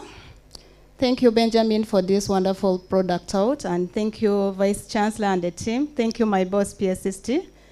And for the collaboration, MUST, we are very grateful. Allow me to start on the mandate for the Bureau. UBOS is mandated to produce official statistics that should be informing evidence-based decision making and planning. In addition, we are supposed to coordinate and supervise the national statistical system that brings together not just producers, but users as well, the data suppliers, and then the academia and the researchers. This innovation comes at a very good time when we are trying to leverage on the science, especially the artificial intelligence, to make sure that statistics is being produced real time to inform the decision at the right time. We thank the government of Uganda through the PSST for accepting our request and giving us a budget to conduct quarterly labor market survey. Benjamin, yesterday as we had the discussion, you hinted you went to UBOS and you were disappointed, but we thank the government of Uganda that will not be anymore, because this information will be produced quarterly, and we hope that with this initiative, that data will directly inform what is being input in this system, and subsequently the users will be able to get it in no minutes time, and then it will increase the access and the use at the end of the day, because as a statistician, our joy is in seeing the data being used for planning and evidence-based decision-making. When you look at the Bureau, what MUST has done is truly in line with one of our objectives for the next 5 years of strengthening collaboration and partnership. We thank MUST for bringing UBOS on board, and we pledge that we shall work with MUST to make sure that this initiative contributes greatly to the development of our country, Uganda, and beyond. Because I know this system, this data center will not solely feed Ugandans, even those outside Uganda will use it. As the Bureau, we always strive to make sure data is available not just for the sub-national and the national planning, but also for informing the different development frameworks that Uganda responds to, namely the Sustainable Development Goals and the Africa Agenda 2063 of the Africa we want. So we hope that with this initiative, we are going to work together and strengthen the timely production of data and ease the access to our users and increase the usability. And when statistics is being used, service delivery is improved, and subsequently it strengthens accountability and transparency. And I want to implore MUST that as the Bureau, through the government of Uganda, we've distributed tablets to the different stakeholders, especially government entities, right from the parish chief. I would love to see these tablets being used to generate data, which is going to feed into this system so that we are able to see that the decisions being made at all the levels, not just at the central level, is being informed by the data coming from what is on ground. As the Bureau, we are trying to strengthen and harmonize the administrative data system, because we realize that most of the data required for planning and evidence decision-making is from admin data. We do the surveys and the census, but it contributes about 40% of the data we need. So as we strengthen the admin data, we want partners like MUST have come on board to utilize what we are doing with the service delivery system right from down up to the highest level. I thank you. All right, thanks a lot. A big hand clap for Molly. That is very, very interesting. Now, Nicholas, from the URA perspective, you're in charge of research and statistics. Will this platform be able to increase the efficiency of revenue collection? Because the reality is the country cannot run if revenue is not collected.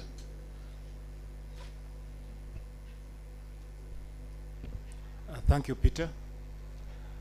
Once again,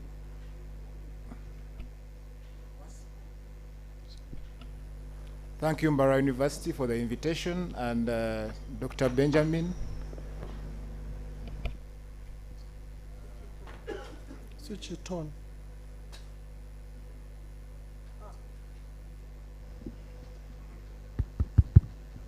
We appreciate this invitation as the Revenue Authority. And when Benjamin came to Uganda Revenue Authority, there was some bit of apprehension. And just as he said, we got the letter And there were so many grand ideas in his proposal. And we were like, where does this leave the Uganda Revenue Authority? Because Benjamin was asking for data on this, we give you data on this and this.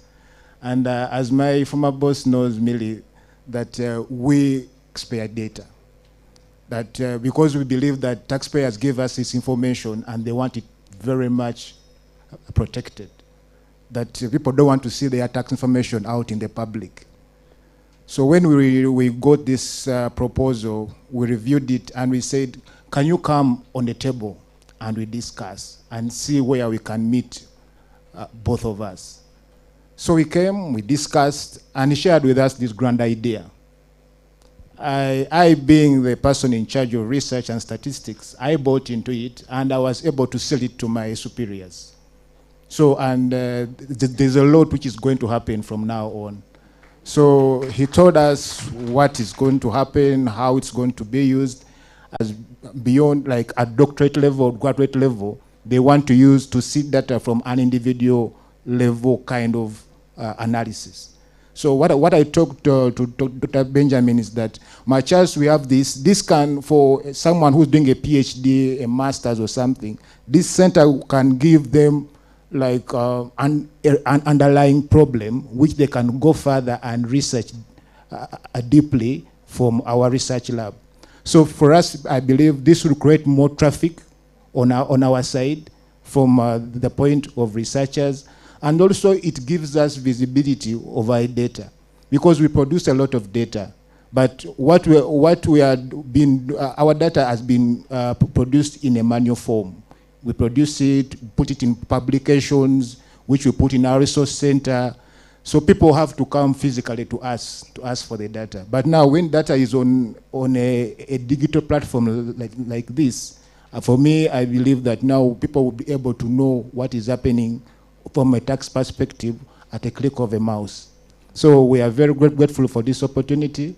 And we believe this Professor Pauline, as he said, that for as long as he's here, and I can also pray that for as long as I'm in URA, it's going to be a long-standing relationship.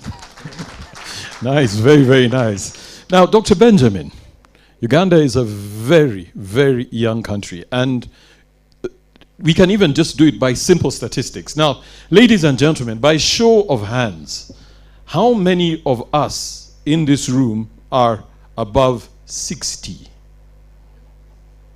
Okay. Can we see the numbers? How many of us, by show of hands in this room, are above 40? So my 60-year-olds, please keep your hands up. So how many of us are below 30? And ladies, it's okay. We're not going to judge you, because some of the ladies have been saying all along they are. Yes. Today the truth has come out. Now those hands that we've seen out, and as you've seen, they sit behind. They are backbenchers. The young people don't want to come in front. And I say, people, you need to be moving forward. We need to have you in front. Now, Dr. Benjamin, the talk about AI is very scary, especially to the young people. The older generation is saying, yes. Now, finally, we don't have to really think that much. It helps us do more. But the young people see it as a threat. Is AI, especially where statistics and gathering of data is concerned, a threat to employment of young people?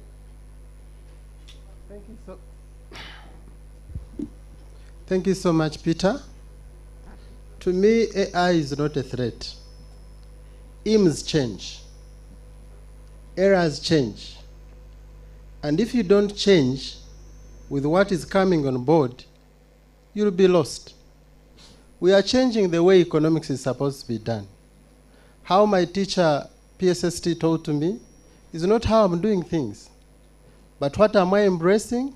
The technology. If the young generation can come on board and learn from the elders, the insights they get from AI, how they can be interpreted, we shall move this country forward. So AI is not a threat to us, but it is an advantage. It's an opportunity that we need to take advantage of. And I believe my professor Laura taught me research, he taught me this is PSS what, and I'm now telling her, I'm shifting from what you taught me.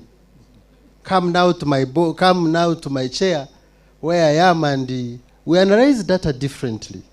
That's what I'm now speaking, and I'm saying the things you gave me, you correct data, enter this questionnaire, run these statistics, click here, click there. That's what she used to teach me.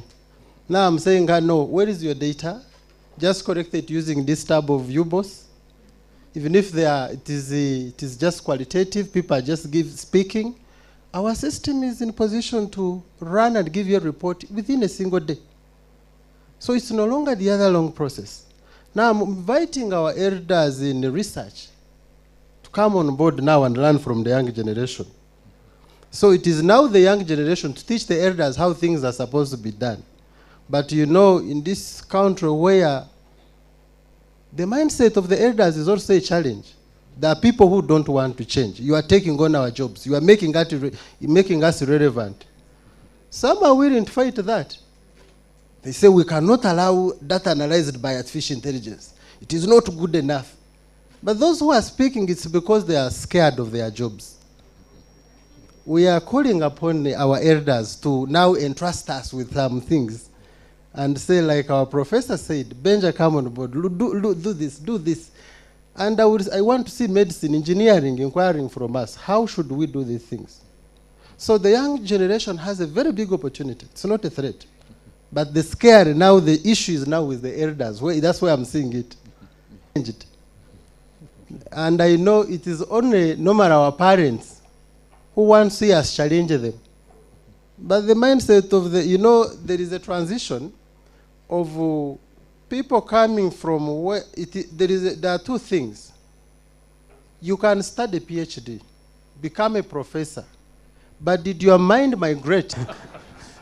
Okay. But, most of those scriptures, in the book of Proverbs, there is where they say there are three things that disturb the world, but there are majorly four that the world cannot bear.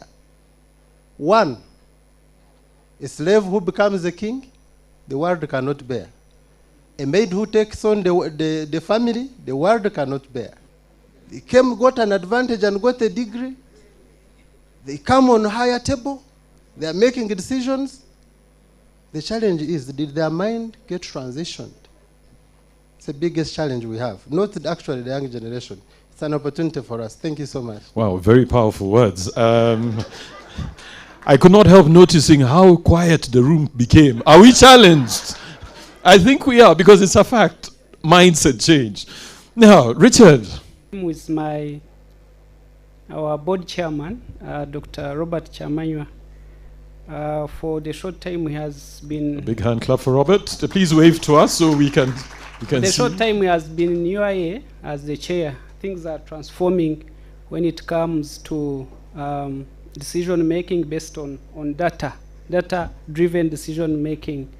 Yes, for investment. So this platform will give us an opportunity to showcase Uganda here and internationally. That is what we call 24/7 visibility.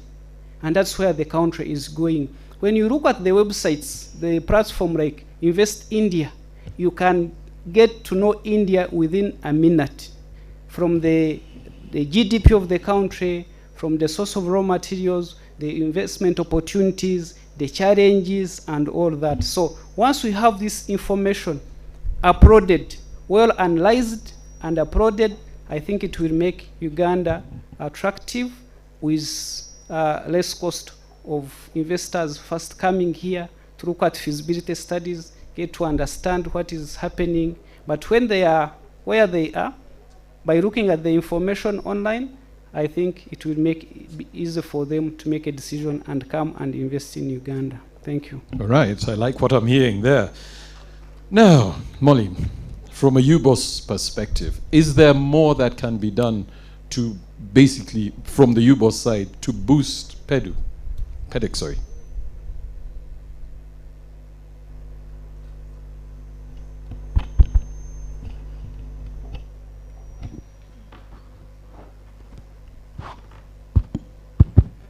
Thank you, Peter.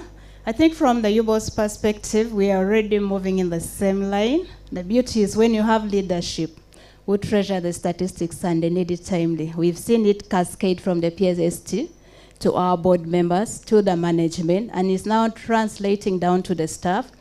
At the moment, we're trying to drive the agenda of the artificial intelligence by incorporating data science in the traditional statistics ways of doing things. In our function, we have brought a component of data science. They are now the change agenda. They are trying to transform the rest of us who are in the traditional way of data production. So I think at the moment we are moving at the right direction. As you look at the Bureau's products at the moment, all our surveys and censuses have gone electronic. You realize last year we did the first electronic national population and housing census. And the results came out in 3 months record time. And it was a breaking record in the continent. So I think we are moving in the right direction. I think we are moving in the right direction with this collaboration with MUST. I think we shall strengthen each other. We shall learn from them. They will also learn from us, and we shall sit on a round table and make sure this which they have started benefits the entire country, and other countries come and learn best practice from us Ugandans. Thank you. All right, fantastic. A big hand clap for Molly. You know, we have got a very interesting lineup. We've got Molly, and then we've got Millie. So, very similar, and then you're all statisticians. I'm getting it slowly. And by the way, Molly, I hope you're going to be around over lunch. Do you know why? When you mentioned the census, I heard whispers. I think there's some people who want to talk to you about the census over lunch. Isn't that true? Okay. Now, Millie, where Bank of Uganda is concerned, how are we seeing this going, and how do we see it adding value to the country? Thank you, Peter. Once again, I want to thank you, Benjamin, Professor Pauline. For me, on behalf of Bank of Uganda, we have found a home. And why do I say that? We have been sending our staff to train, because you know data science is about having the skill, but also the knowledge. The knowledge, so the knowledge of, so our staff have the knowledge. They are the knowledge experts. So we've been sending them to get these skills. But do you know what happens out there? I hope no one here is from an external university or training institution. So they get data that is already organized and already packaged. It's already cleaned, it's already, so you go, you do the Python, you do the what on that data. We have brought consultants home with a group of staff. We tell them to train them, and they still use that data. We've gotten our own data and given these consultants, and they've not been able to get us the solutions. So that's why I'm saying that PEDC is home. And why? We are giving Benjamin and Pauline the data that is homegrown. So for me, I am seeing that I'm going to be sending here the staff to work. How beautiful it is that we are able to work with our own data and get our own solutions. So I'll send them here with problem statements and send the data. So rather than, because right now at Bank of Uganda, what's happening within the statistics, we have those who have trained and have worked with the data in the bank and have produced insights. So those very staff are the ones training fellow staff to be able to do this. But they have other duties that they have to do. So Professor Pauline, I don't know when that institute is coming up, if it can be built and maybe PSST can give you more money. And we have that as soon as this year. I can guarantee you, on behalf of Bank of Uganda, we will be sending you as students. And please, as you're designing these courses, don't make them long. Make them short and impactful. We have seen that with data science, once you have the person who has the knowledge and you have the data organized, it takes about a month or two or 3 to be able to get insights. So I believe we are now going to be able to produce policy notes that are instant. We are going to be in conversations with PSST and give results there and then. And I believe, Benjamin, we can even get the interactive interfaces whereby if we are with PSST, governor, and whoever, and I would like to see what was it in the financial crisis time. What was it like after COVID? What might it be like after elections? What was it like every time there are elections? In that very meeting, in 30 minutes, you're able to take that decision. So for me, that's what I see about PEDC. It is a solution that has brought modernization and has brought AI and has brought everything home. Our funds are no longer going to be siphoned into the external world, and we are not getting value. The value is here at home, and thank you so much. On behalf of Bank of Uganda, we really, really appreciate this innovation. Thank you. All right, thank you very much. Homegrown solutions for homegrown challenges. Mr. Musoke, where URA is concerned, what is the way forward? Actually, in-house, PEDC has nudged us. Like I said, we've been producing these summarized statistics, putting them in publication. You know, the traditional way of disseminating data. Print a booklet, put it on your resource center, upload it on your website, but it's not user-friendly in such a format. So for us, this has also transitioned us in how do we make it user-friendly for our stakeholders to be able to access our data. So we are having those internal discussions of revamping our data dissemination practices to our stakeholders. One of the ways, of course, is going to be PEDC. And I would like to tell Professor Pauline that following that discussion we had with Benjamin, it gave us more work. That I had to allocate a resource to organize the data in the form in which Benjamin wants it. That every time it's needed, it has to be channeled to the portal. And also, because we had a discussion and said that there's going to be a memorandum of understanding of which we shall highlight areas of collaboration and mutual interest. So that is already work in progress. There's a committee set up on our side and also on Dr. Benjamin's side. So once everything is set up, we shall be good to go, because we have a lot on our plate and we need to really use data to collect, because this financial year we have 37 trillion to be collected, and it has to come from us. We, the taxpayers, have to collect that money. I know our boss PSST is eagerly waiting for that money at the end of June. And on this note, I would like to appreciate you for having paid your taxes last financial year. And we collected the 32 trillion, which Benjamin was highlighting here. We were able to collect that 32 trillion, and it is the highest we've ever collected. Because I've been hearing records. Even as we hit a record of having the highest revenue collected in our existence. Come on, guys, let's clap for ourselves. We're not even clapping for him. So, Benjamin, this is going to really to be a game changer in policy analysis, policy advice, and research. So we are on board, and we are good to go. I think all of us on this table have been transitioned, we have been transformed in how data is to be used for policy analysis and research. All right, thanks a lot. Now, Benjamin, As the man of the hour, as you wrap up, we want just a few words from you. Thank you for being a change agent.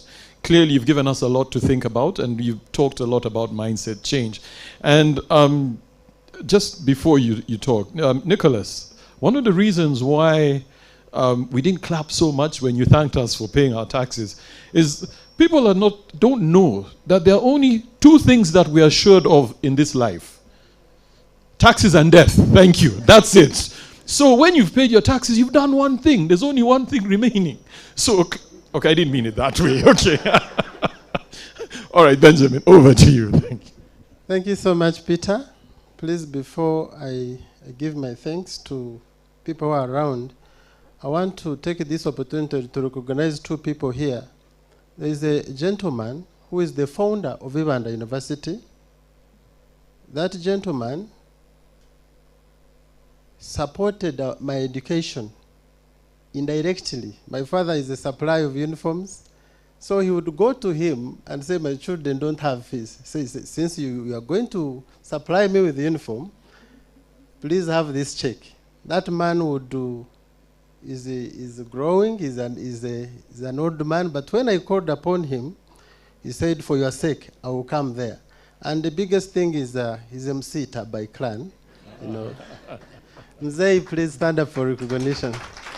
Well done. That's the founder of Uganda University. He's a great man. He has colleges, he has secondary schools. He has been a pillar in this country. Mzee, thank you.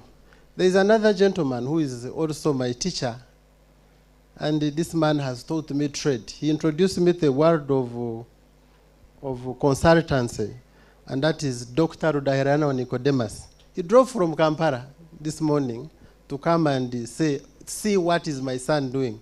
Please, doctor, stand up for recognition. You're welcome, doctor. I've seen another gentleman who is also very important, the vice chancellor of Uganda University. You know, the vice chancellor, you called vice chancellors and they are here. It's a very great opportunity. Himself, he is around. Thank you so much, Professor. As I conclude, I want to thank the partners we have here. And it's an honor. When Professor sent me, I don't know how she entrusted me, whether she looked at she read people from their face value, but she entrusted me with this role. Go and see these people. Go here, take this one. And I would come with letters. I say, I need a letter for this one. Here they have asked me for this.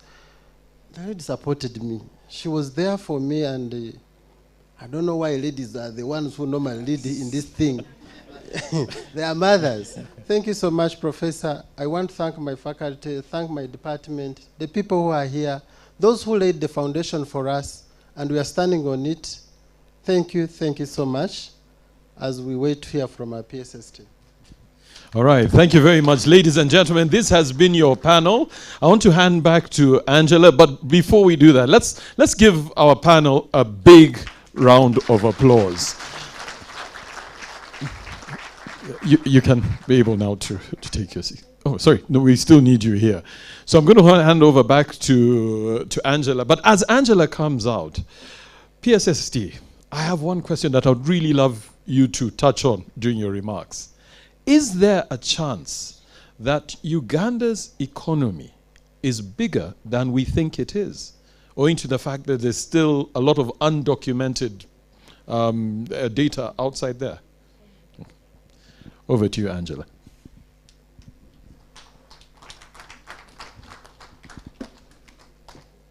Let's give Peter another round of applause, ladies and gentlemen.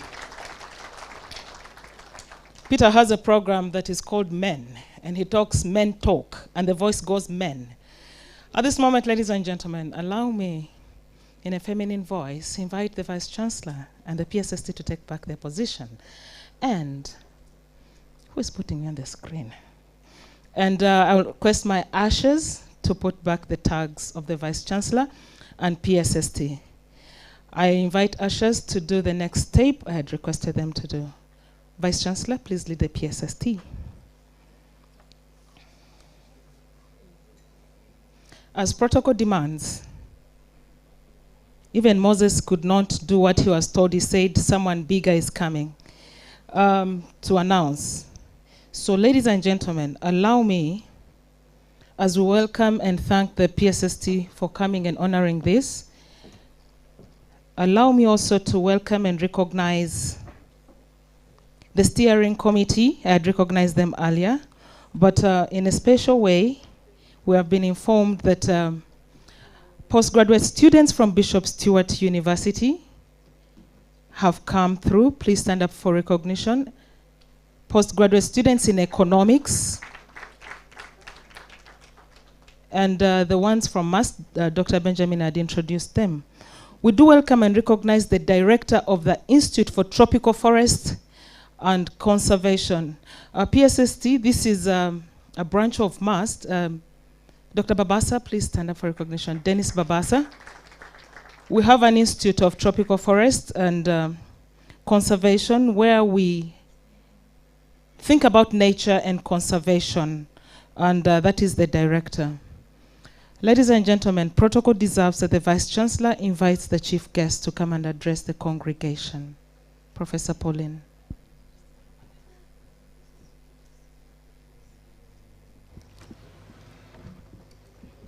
Thank you, Angela. It's now my pleasure to invite our chief guest, the PSST, Mr. Ramadan Gobi, to come and address us. Thank you.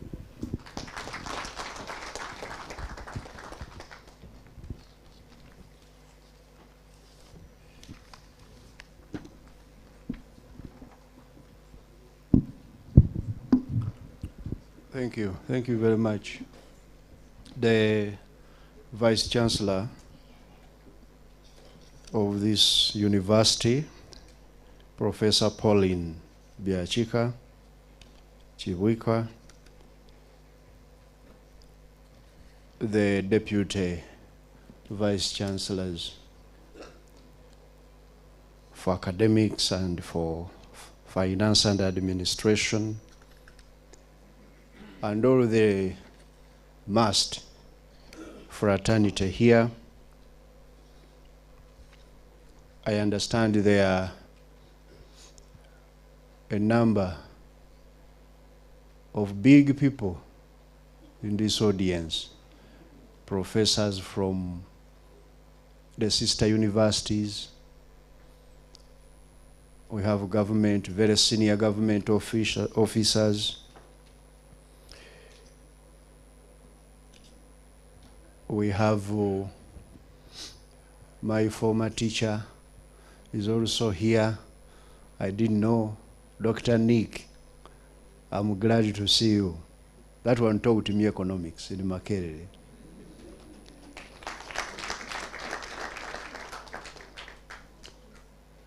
And all of you distinguished guests of MUST, ladies and gentlemen, good morning to you all. It's afternoon now.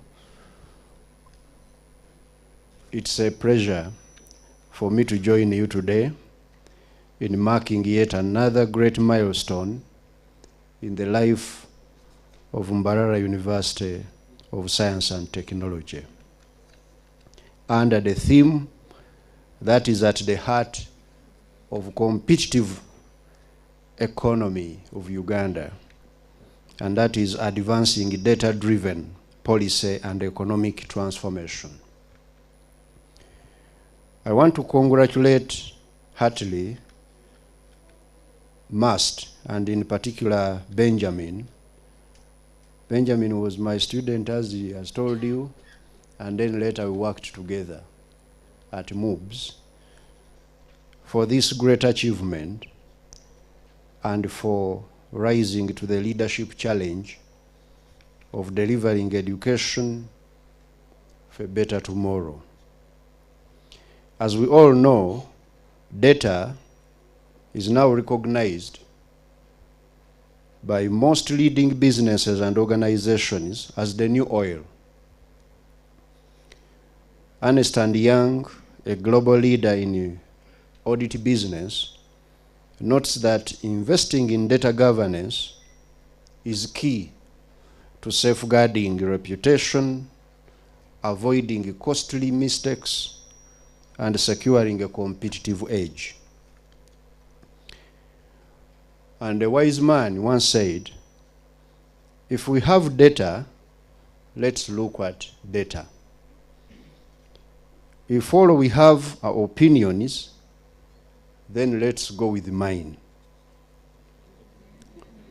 Without data, you are another person with an opinion. Even researchers know that it is a fundamental mistake to theorize before one has data. I therefore congratulate MUST on getting to this level of setting up this center, not only to gather and process data from the primary generators of data who have spoken here, but also to turn the data into information and the information into policy. The center will help us to make the economic data collected by UBOS, by the Bank of Uganda, by URA, and other entities meaningful. You know, solving a problem begins with acknowledging its existence, something that's often not obvious to many policymakers because of what we call status quo bias.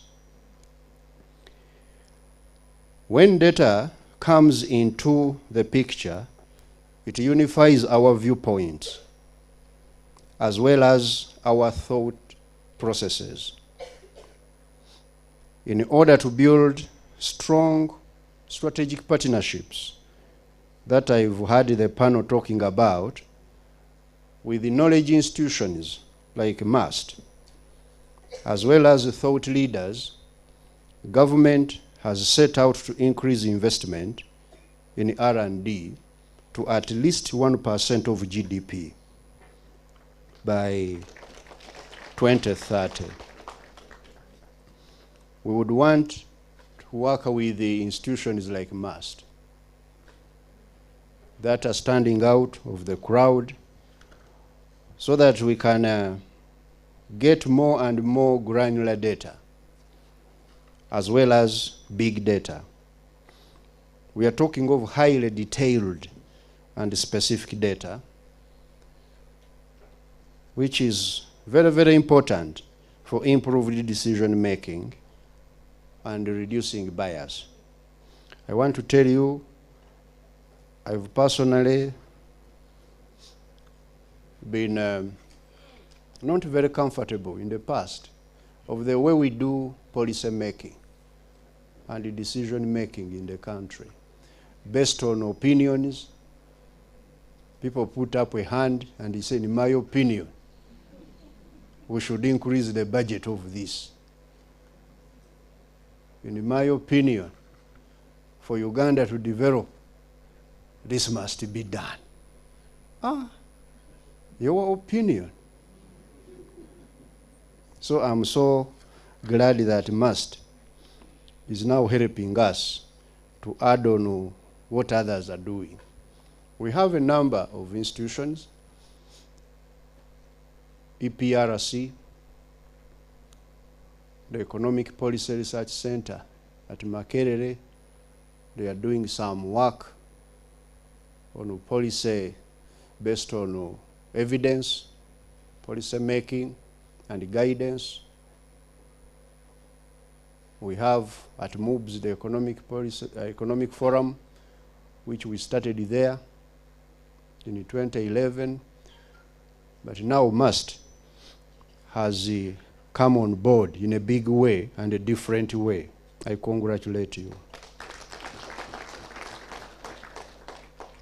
Uganda Bureau of Statistics, UBOS, is the agency mandated to generate official statistics for the country, as they have already told you. 3 decades ago, a large share of their budget was funded by development partners. That story has now changed. Today, UBOS is fully funded by government of Uganda. And government funded 98% of the recently concluded National Population and Housing Census. This is a testament to the value government attaches to investing in data for development. I'm happy that these institutions of ours that used to be inward looking also, you know, to get government people to come and talk the way they have spoken here is revolutionary in itself. Because they used to be kept in there and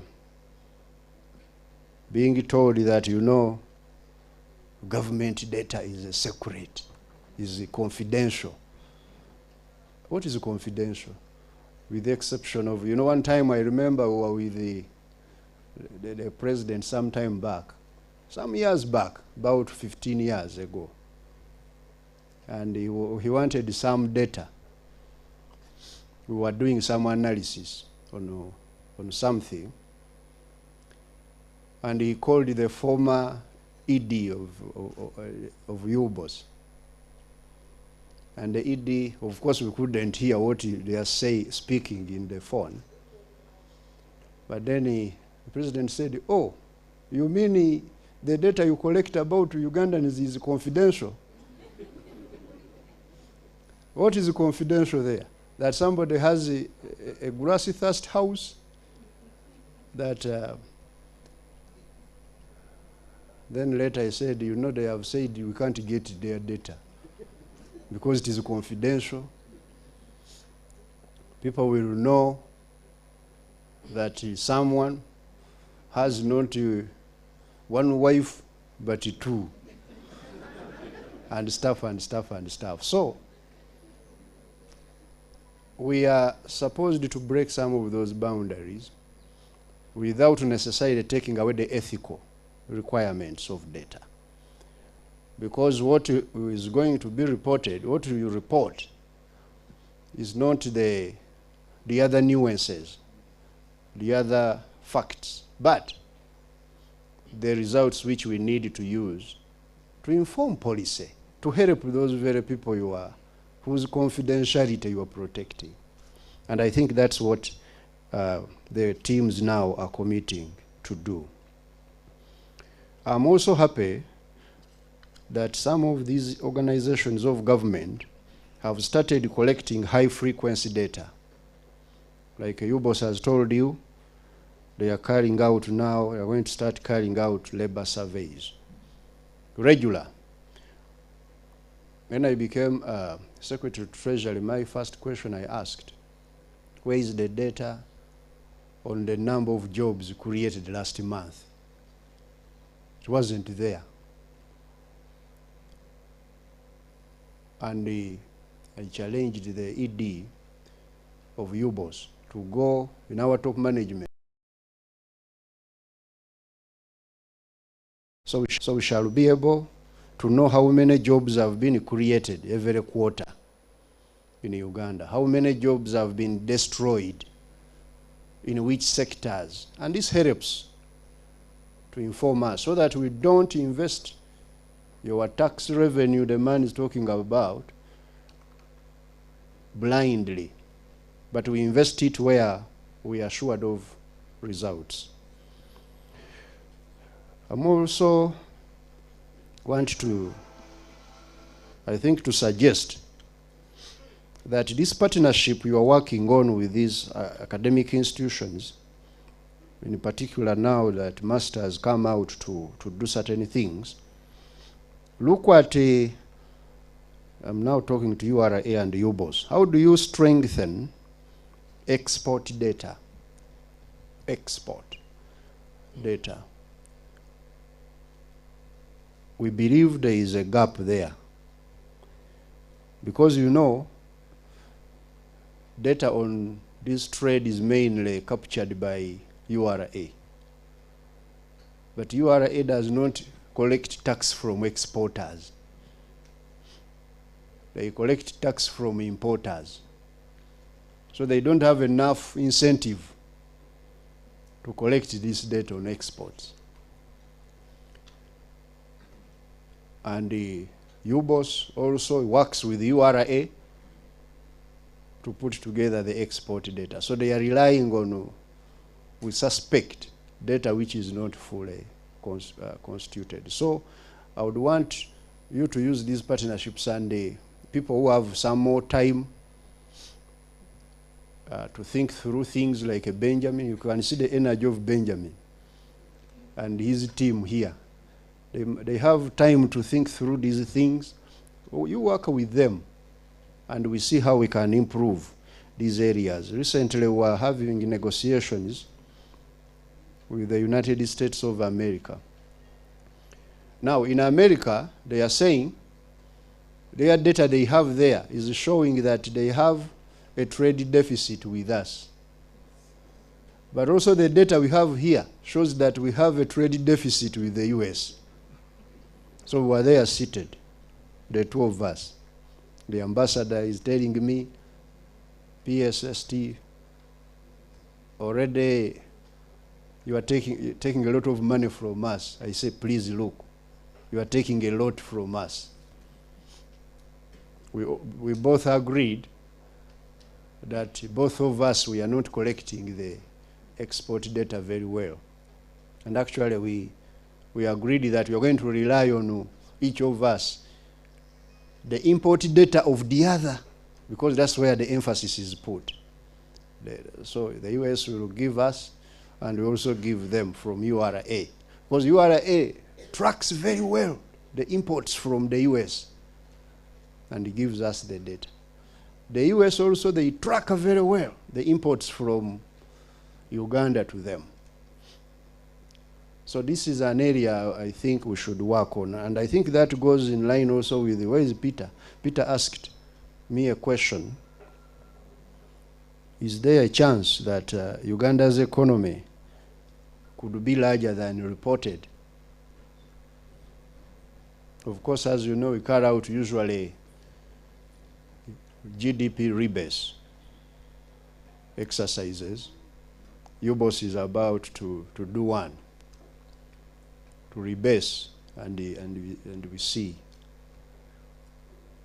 But also, apart from the rebase, the way we capture, I think that's what you are saying. That's what, you know, that guy is a very wise man. He chooses his words wisely, I've discovered it today. What he's trying to challenge us with is that perhaps you people use platforms like these ones we are looking at today to interrogate on how we can improve the capturing of the economy. Because a lot of our economy is beyond the lenses of a statistician. How do we use other means? For example, I remember there is a man who came to do research here in Uganda in 2019. And he used the satellite, because he's an American, he has access to these bigger satellites which are very far away in the skies there. They can capture everything. He used the satellite to measure our GDP and interrogate it also in terms of location, who produces which GDP in Uganda. That's the only man whom I saw who attempted almost to get disaggregated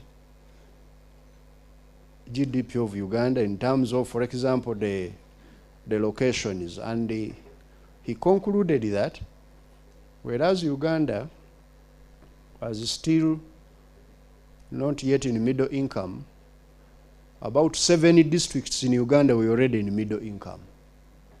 Using that satellite data, the lights, use the lights, and then the production units, the satellite could provide very, very specialized data for him to analyze.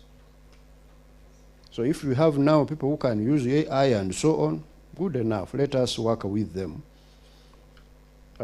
As long as the quality assurance is guaranteed. Please, as you do all these analysis, don't compromise quality, the quality of the reports. So this data-driven policy making requires reliable, timely, and accurate statistics. This is not possible without digitization and automation of government processes and services. We are on a mission as government to digitize ourselves and facilitate big data collection. As reported in the budget speech in June by my minister, a total of 36 electronic services have been developed and rolled out in government. Some of these include online business registration service, rather system. We have electronic government procurement, online passport, visa, national ID, and driving license application systems, among others. Now government has data on all of you. We have data, some data, and we are going to get more to know you. Which things do you eat more? Which things do you, where do you spend most of your time? What do you think? And we are not interested, I want to tell you, in many things these days other than data that is going to transform Uganda. The president, I can tell you without any fear of contradiction, is only interested in one thing: how do we transform the country economically? That's why even his politics is on wealth creation.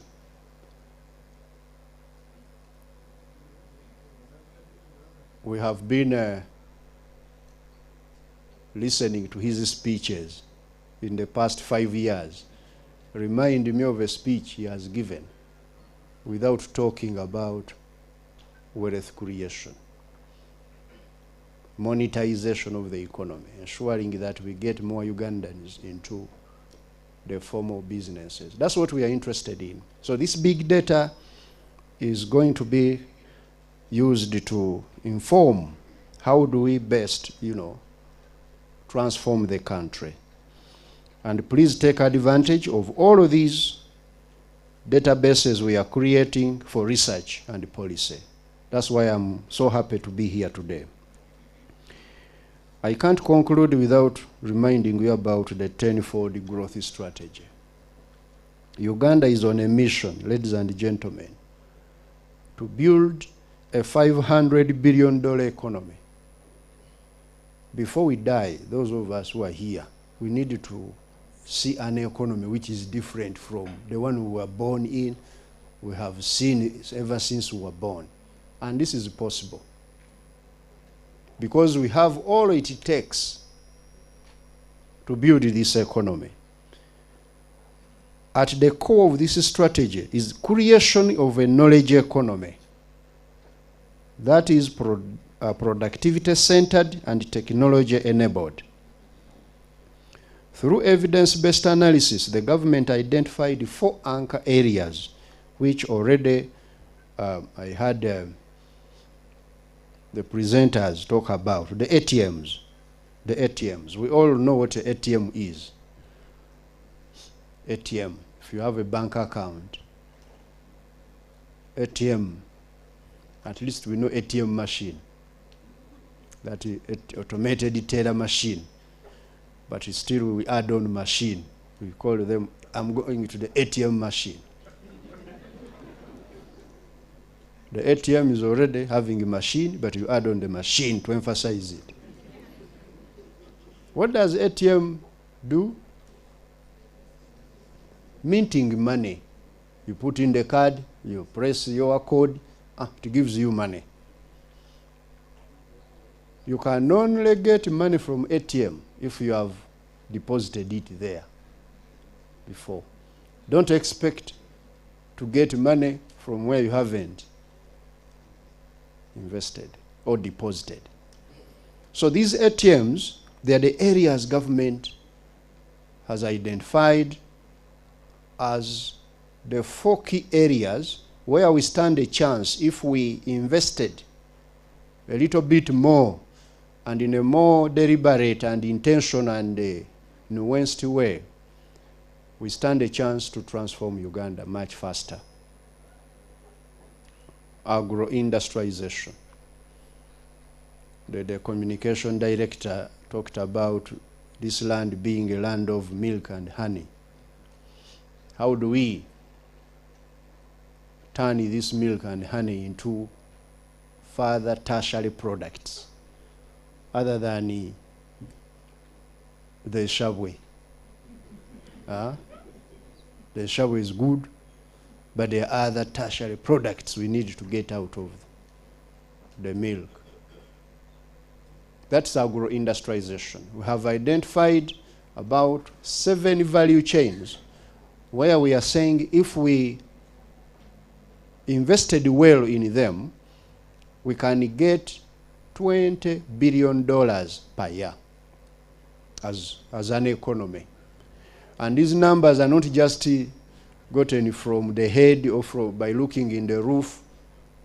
Our analysts did what Benjamin is trying to do here, to analyze and go into billions of tons of data in order for us to see that this can be done. That is the A in the ATMs. Then we have tourism. Tourism. You hear everybody saying Uganda is gifted by nature. And I want to tell you that is the truth. For those of you who have traveled, you can bear witness. You can hardly find a country like Uganda. Throughout the year, Uganda is among a few places in the world where you can just put up a tent like this. Throughout the year. And we talk. Elsewhere they must put ACs or heaters. We are gifted by nature. We don't do these weather forecasts. They don't make sense in Uganda. Actually, they were copying CNN, those TV people. They brought a girl to stand there. Now weather forecast. That's when Ugandans changed the channel. They go to another channel. Because here you can just look around and you walk. You know you will go to Mbarara town and come back. If it rains in the way, you just go in a shade somewhere. For a few minutes, the rain has stopped. You walk. You make that mistake elsewhere in the world, other than Uganda. In other parts of the world, they must rely on weather forecast, which actually keeps on changing even from the forecast they made earlier. So, we have other beautiful things, as you know. The scenery is so beautiful here, but we are poor. Why? How can this beauty be synonymous with poverty? So we want now to get people who don't have beautiful things like ours to come here and work with us. First, to see our beautiful things. They want to see them because they don't see them. Sometimes you go abroad and you see people, after we've done something, they say, please, we are going to treat you on a tour. We take you to the most beautiful mountain. You are in South Africa. They take you to a mountain in Cape Town called Table Mountain. And you wonder, where is the mountain? This rock here? They should come and see what mountains look like. But we haven't been investing in these opportunities we have. So we have stepped up the investment. We want to step up investment in tourism.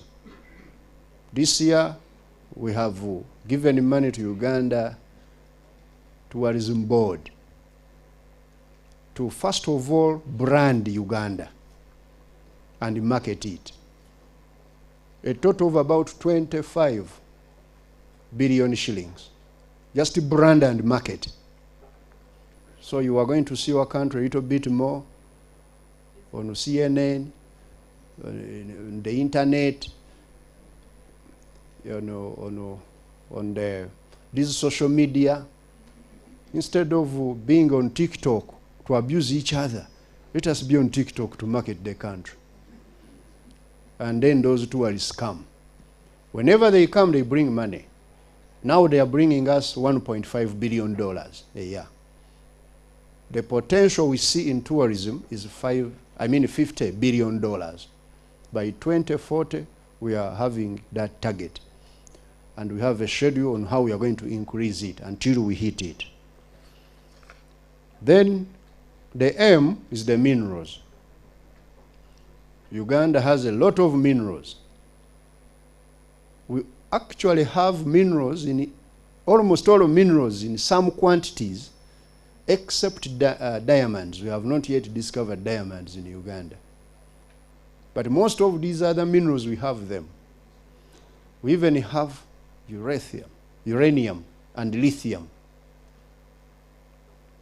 which are very sought after minerals today in the decarbonization agenda going on.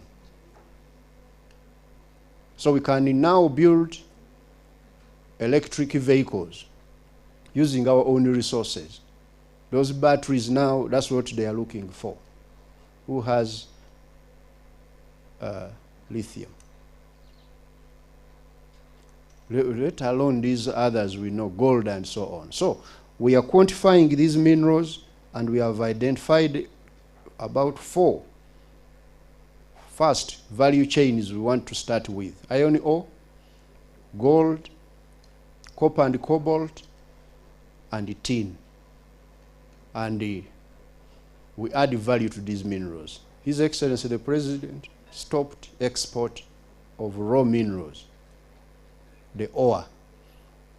Now the investors are coming in to invest, and we exploit. We hope our numbers are showing we can get $25 from these minerals if we developed the value chains. Then the S is the STI, science, technology, and innovation. On the minerals, we have also oil and gas. We added it recently. That oil and gas has delayed to come out, but now it is coming very soon. We are about to connect the pipeline. We are building it with our partners of Total and Sinok, and then Tanzanian government, starting from Tanga in Tanzania and also from this side, going into controversies, unnecessary controversies. Keep calm and safe. So those areas, the 4 areas, are the ones government has now put emphasis on to facilitate private sector. You see, government does not do business, but government is the main facilitator, is the main entity that removes the risk from business. So our job is going to be more of that, by investing in the enablers, what we call enablers. The enablers include infrastructure. We are going to build the standard gauge railway. The contractor now is on the site, is on the ground. They have finalized the designs. They have finalized the environmental assessments. They have done the first preliminary works.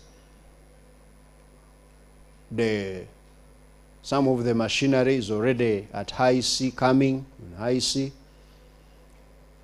And we build that railway from Maraba to Kampala first, so that our cargo comes on a much faster train.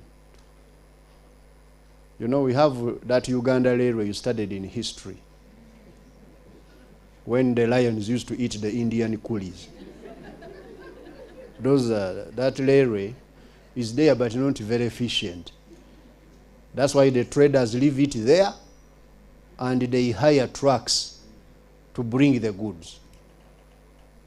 And the route from Mombasa to Kampala is the second most expensive route in the world in cargo transport. The most expensive connects Chad, I think, to some border there. So we want, I think, to Cameroon. We want to now to reduce that cost by half and become some of the most efficient routes in the region to interlink us with our neighbors. We are landlocked, we can't afford to delay anymore in building that railway. Then the roads, we build these roads. When I was coming here last night, I saw the road is under construction, that Masaka section. But also these roads, we need to make them interstate so that trucks carrying cargo, people moving, can move faster. Then we get the trains, the intermodal transport. And this is what we are calling enablers: electricity, the internet, to enable brains like Benjamin and others to create a new value. Because what has Benjamin done here? He's clicking a computer, add this database to another, ask some weird people calling themselves AI, artificial intelligence. These are now new people who have come, or you people, that's why you must send your children to good schools, learn good data analytics, learn, because these routine jobs are gone.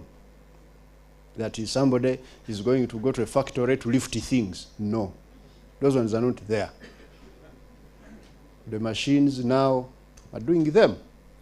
Because if the machine now can write a report for Benjamin, he directed it that in seconds produce a policy brief. Am I policy analyst safe? These are the things we need to start thinking. And the MUST is one of those universities that are positioned, well positioned, to think ahead. Please do that. So the tenfold, please support government to drive the double-digit GDP growth required to achieve our goal of $500 billion. Government is accordingly committed to investing in institutions and research capabilities required to build these data-intensive systems. A good and recent example is that of this population census the lady here told you about. It was the first digital census in the country, and also Uganda was the first country in Africa to do so. Some people, I think Peter wanted to rub it in. So some people were saying we were not counted, some of us. How many here were not counted? Let me see the hands. You are in what the statistician called the error term. You were counted. Only that they couldn't reach you. But you know, all good efforts deserve some level of inefficiency. No problem. But I want to tell you, we are moving in a good direction and good pace. To find that UBOS is the pioneer of a census which is digital in Africa is something we should be proud of and work towards improving. Beyond the policies, laws, and infrastructure for evidence-based policy making, we need to do the following 3 things. Number 1, we need to have goal consensus on the imperative of data transparency and the culture of evidence-based debates and dialogue. The good thing I've seen, the panel is developing this consensus, goal consensus. It is very critical for us to keep the data safe.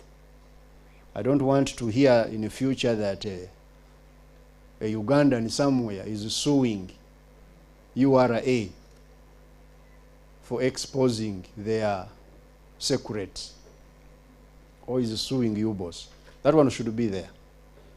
I mean, should be guaranteed. Number 2, jointly invest in human resources required to drive the future of data science application in institutional development and management.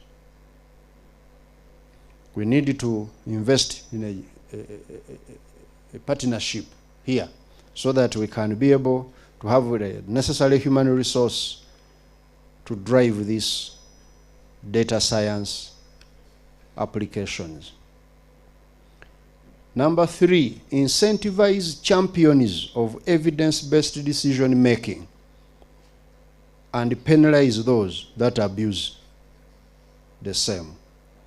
We need to incentivize these champions of evidence-based. That's why I'm here. I'm a very busy human being these days.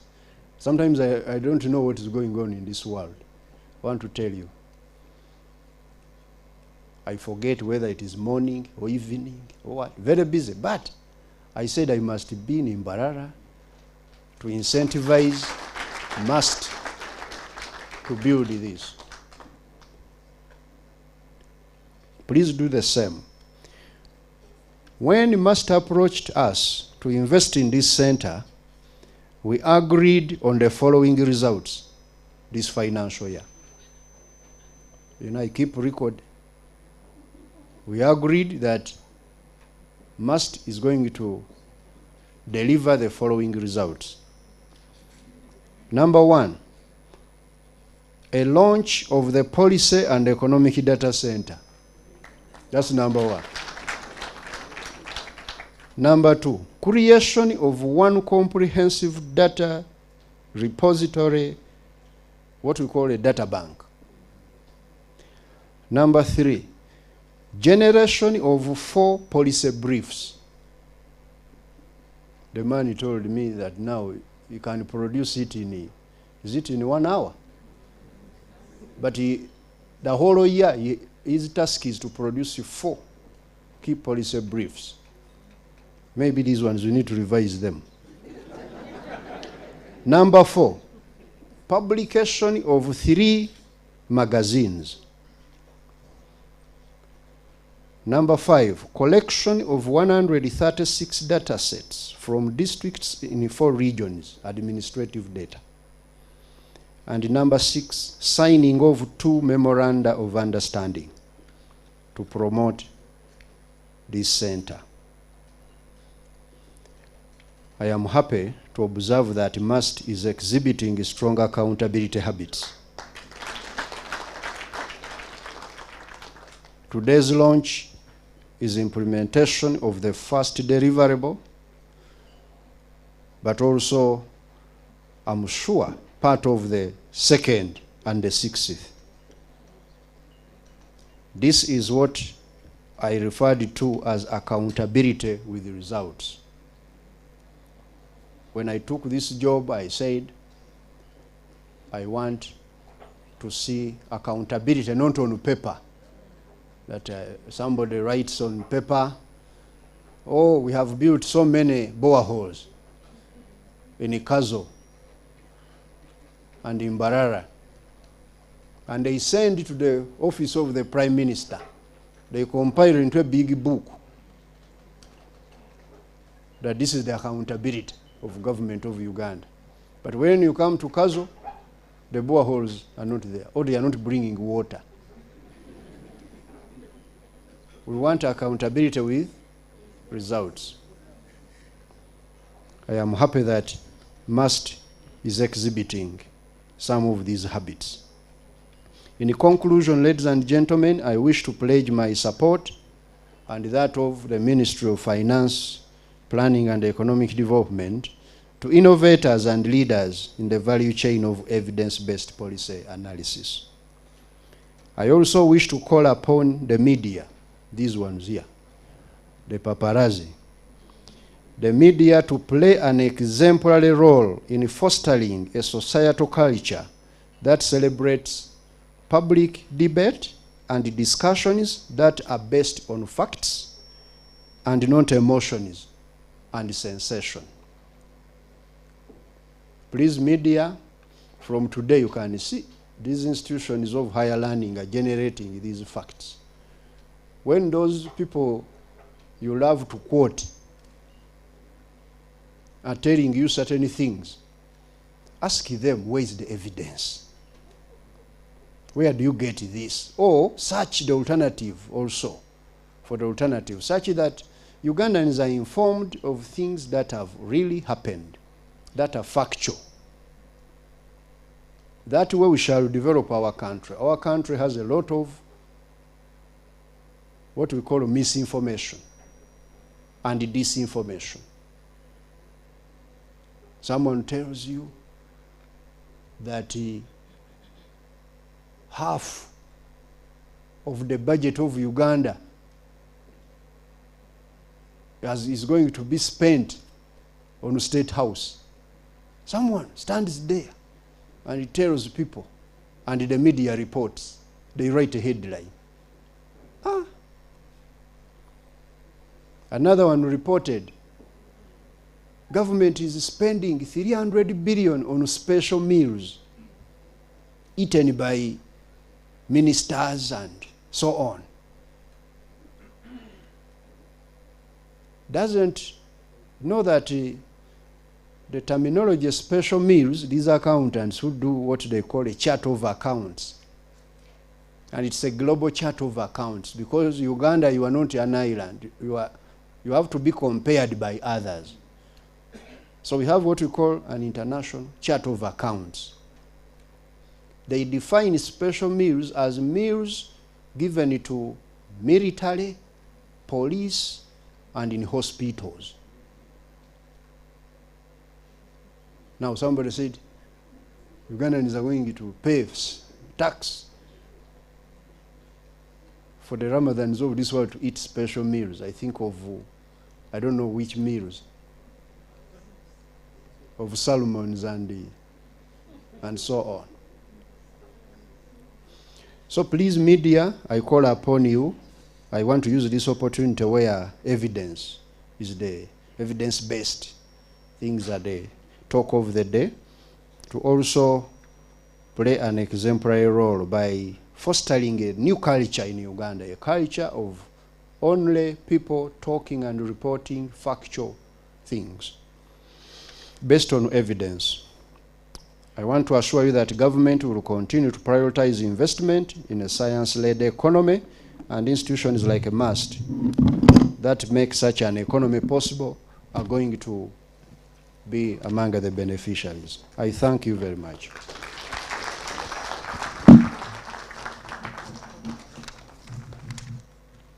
Another round of applause for the PSST, ladies and gentlemen.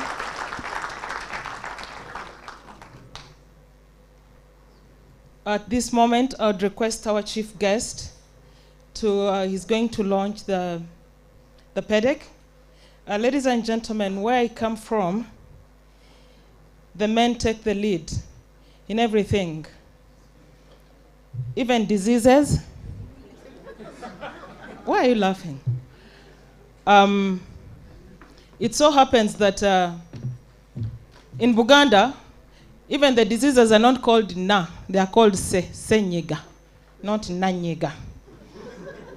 So men take the lead all the time. Allow me to call Peter Igaga to help us do the countdown in a masculine voice as we launch the PEDC. I invite the PSST to rise, and he does the click. After he'll sign, I request that the podium is taken away so that, okay, Peter, let's wait for the PSST to do that, and you do the counting. So I click. Okay, as we get rid of the podium and our PSST gets ready to launch that, first of all, men, are we carrying any diseases here? We've just been accused of that. But Honorable PSST, when you mentioned about our history, especially where the railway is concerned, you took me back to my high school. And I remember when we were being taught about the railway and the way the lions ate the Indians, there's a gentleman, and interestingly, he was called Musita. He asked a very interesting question. He asked the history teacher why the lions were only eating Indians. And the teacher said, and we had Indians in our class, and the teacher said, it's because of the spicy food they eat. He was joking. As it happened, the next term, we were going for a field trip to a national park. No Indians came. They did not come at all. So we are now ready. Ladies and gentlemen, I want us to count down. The countdown is going to be on the screen, and then when we reach 0, we are all going to lift any paper that you've got, and you will say PEDC. And at that point, the PSST will press the button, and it will be officially launched. Are we ready? Come on, let's stand up. Let's stand up. Let's stand up. Let's all stand up. This is a great moment. We are being part of history. Can the countdown begin? Count with me. 9, 8, 7, 6, 5, 4, 3, 2, 1, and ready!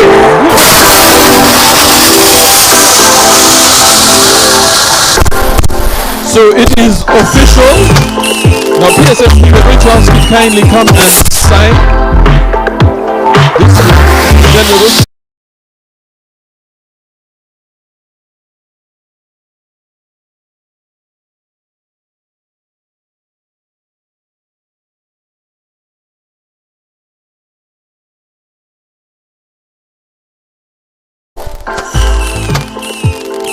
So Dr. Benjamin,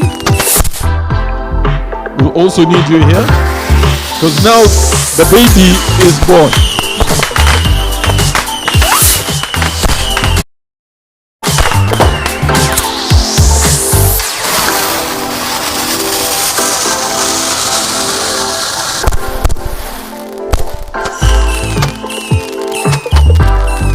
This is the moment of truth. Because once you put pen to paper, that is it.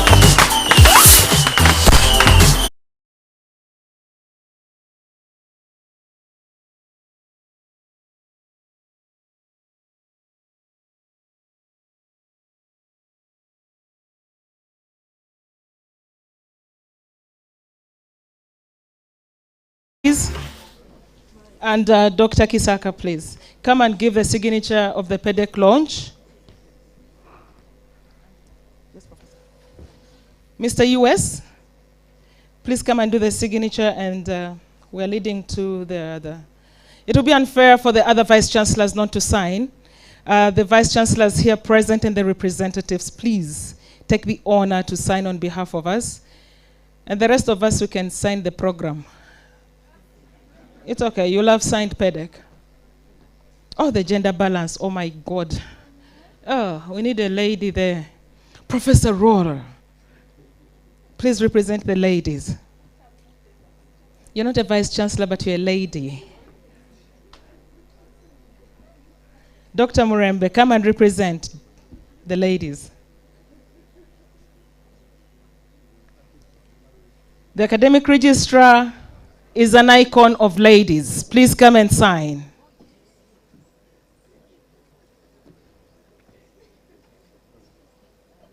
Ladies and gentlemen, as they are signing, allow me to ask for a special moment here.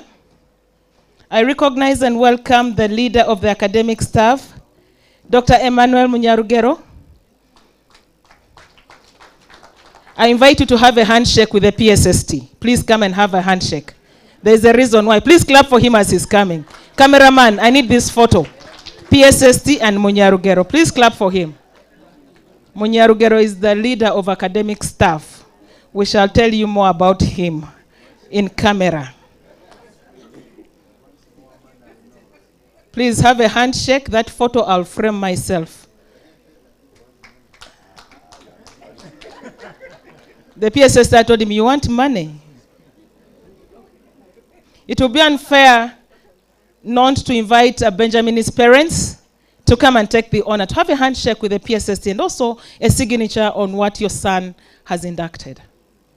As they are coming, PSST, you gave us the meaning of ATMs, but someone once said that ATMs means another terrible mistake. Every time you go to the ATM, you're making a mistake of withdrawing your savings. Is that true, ladies and gentlemen? It's true, yes. As they're finishing up also the signature photo moment, please, Benjamin's parents are having a handshake with the PSST.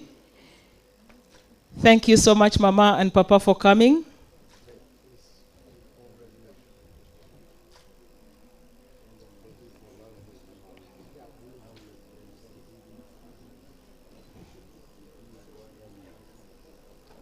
Professor Nico, due to public demand, they are saying please come and sign.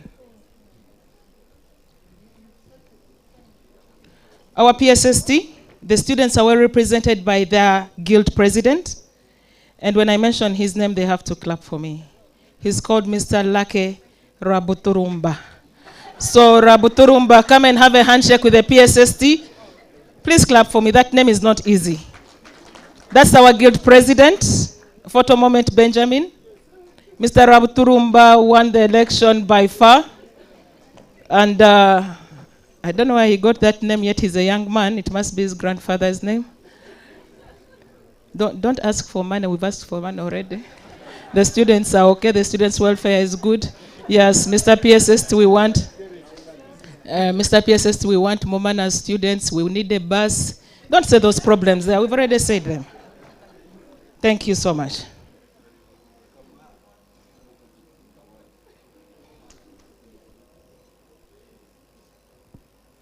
Ladies and gentlemen, in a few moments, allow me to include this. No one speaks after the chief guest has spoken.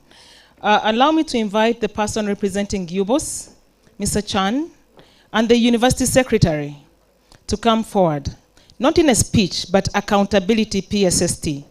The accounting officer is giving accountability of what came from UBOS, and I don't know what came from UBOS. You would like to stand in front of the cake or just on the side? You want a handshake with the PSST? Oh, okay. The microphone. Thank you very much, Angela.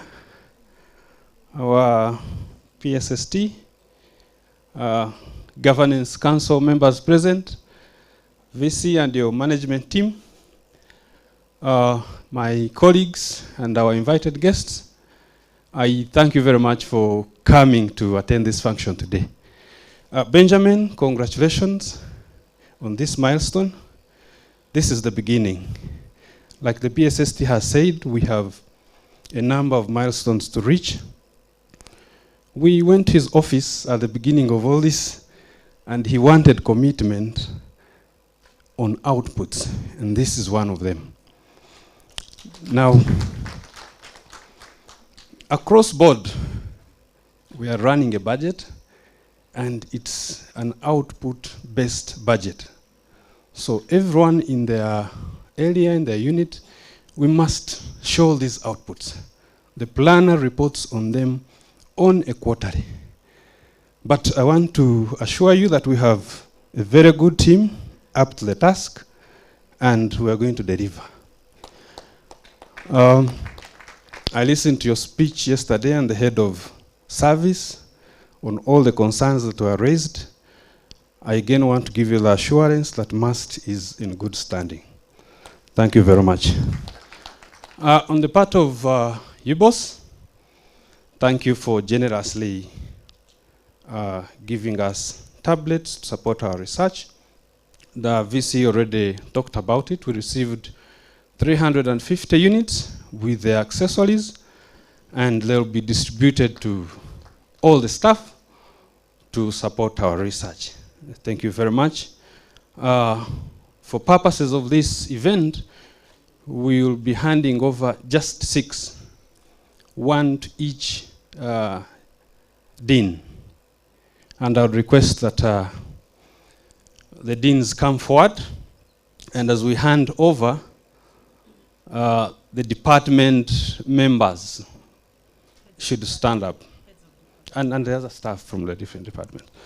So I see Dr. Kigambu is already here. I'm going to request we start with Faculty of Business and Management Sciences. And members of, sorry. Yeah, okay, let's. So members of Faculty of Business Management, you can stand up.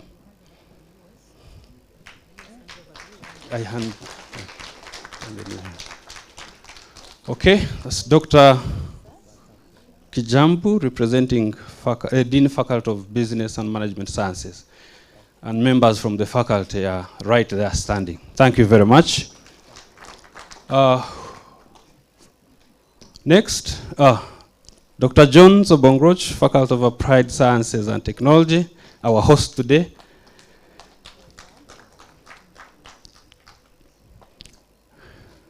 Members from Faculty of Applied Sciences, please stand up. Thank you. Dean Wendo, come forward. Dean Wendo is from Faculty of Interdisciplinary Studies. Members from Interdisciplinary Studies, thank you very much.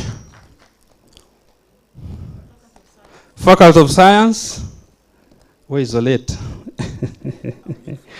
Okay, Faculty of Science, and the members, thank you very much. Faculty of Medicine, our flagship faculty. Thank you very much. The members are right behind there standing. Faculty of Computing. The Dean is here, Dr. Fred Kagwa. The members. ITFC, please come forward. The Director.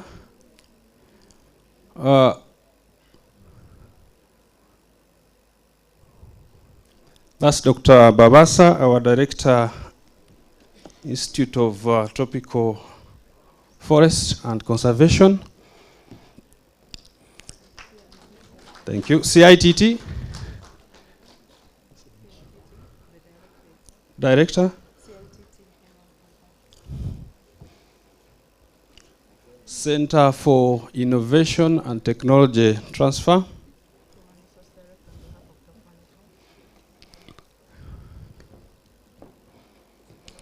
Chief Human Resource on behalf of management.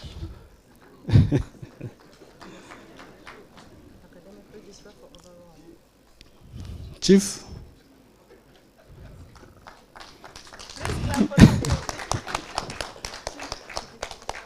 And lastly, overall, we'll give this to our academic registrar, Dr.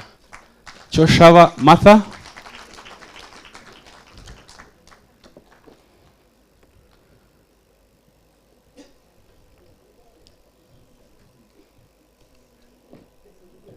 Thank you. All right. Thank you very much. And I end it here. Thank you. Thank you so much. Let's clap for the US. I thought the US will receive one later. Our chief guests, with your permission, allow me to welcome and recognize the steering committee of PEDC. PEDC steering committee in absentia, I welcome and recognize Ms. Jackie Karuhanga, Dr. Esther Atkunda. But here present, we have Dr. Richard Ntwali. Please come forward for your package. Dr. Tolo Kasim Umba. Please come forward for your recognition. These are the people who are working with Benjamin, trying to design the operation guidelines of the PEDC project. Please come confidently, go there. Just before you move, I'm sorry. I invite the Chairperson Appointments Board, Dr. Stevens Kisaka, on behalf of Council. to hand over these precious awards to the persons present.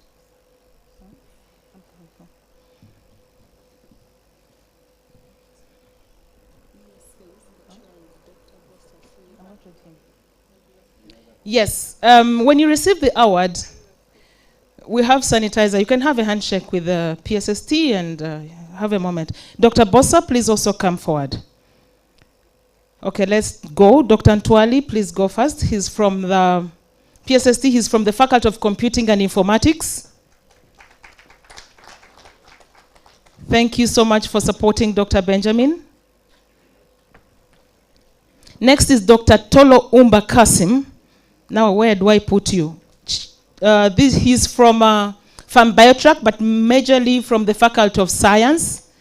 And that's where he got his biggest support to do herbal medicine standardized to meet international standards. Dr. Bossa from the Faculty of Applied Sciences and Technology.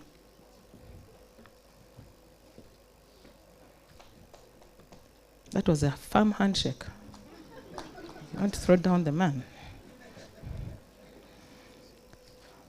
Still PSST, allow me to welcome and recognize the Vice Chancellors here present. We welcome and recognize Professor Opolot from Ibanda University. Professor Opolot, come for recognition. Thank you for supporting Dr. Benjamin all the way and also the nation at large. Thank you so much. Next, we have the Vice Chancellor of, the person representing the Vice Chancellor of Bishop Stewart University, Associate Professor Gasham. We have Reverend Father Dr. Daus Karemira from University of St. Joseph's. Thank you for coming. Thank you for supporting us all the time. Our chief guest. We wouldn't be here if the panel today would not have supported us.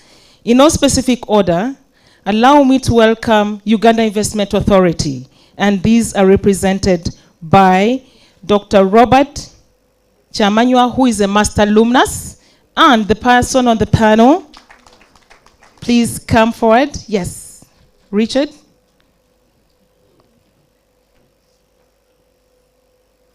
Uganda Investment Authority. Yes, Mr. Chamanywa, please move forward.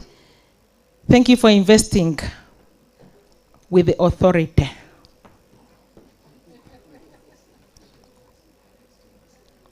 Thank you so much, our panelists.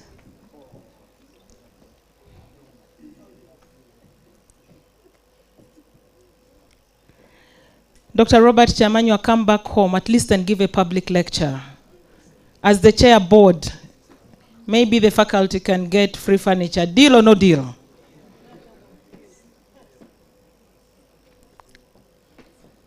Mr. Chamanywa, there is it's there. Sheila, Chamanywa is park. Okay. This park is there. Okay, we welcome and recognize the representative from UBOS.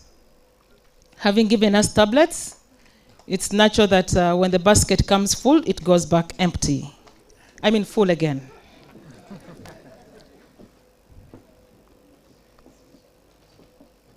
Our chief guests, we visited URA and were treated well. They pampered us, they treated us so well. Mr. Musoke Nicholas, a package for you. They didn't even charge us taxes for parking that day. Nicholas, we appreciate it. Ladies and gentlemen, the money is here. Oh, no. Bank of Uganda. Millie has been confusing me with Molly when I'm sending messages. Yes. Please receive the award on behalf of the Vice Chancellor. Take it back to Bank of Uganda. And they say when you see it, you see us as Mbarara University. You really see us. Let it remind you of us. It will be unfair not to recognize Benjamin's mentor, Professor Rora. Please come and receive an award for Dr. Benjamin. Thank you for mentoring him, making him who he is today.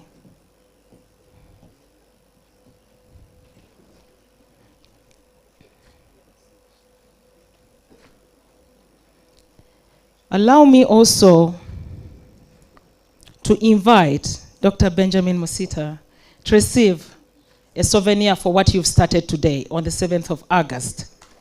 Now, it's up to you to give it away, but I'm not standing here and I'm not saying anything, because at graduation when you're given a cup, you usually give it to your parents, but I don't care, even the MC. I don't mind it. So the PRO, you know. Yes, Dr. Benjamin, you want me to keep that for you? It's all right. Okay. At this moment, ladies and gentlemen, allow me to ask the Chair Council to welcome and recognize what the chief guest has done for us. But before he does that, where would we be without the Alpha woman? Ladies and gentlemen, let's put our hands together for none other than, who has told you? You don't know the... okay, the statement has said it. Let us stand up. Let me see who will stand up. Let me even sit down. Professor Pauline Byakiika Kibwika, thank you so much.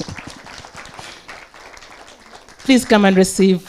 Yes, surprise. Now that is Chair Appointments Board.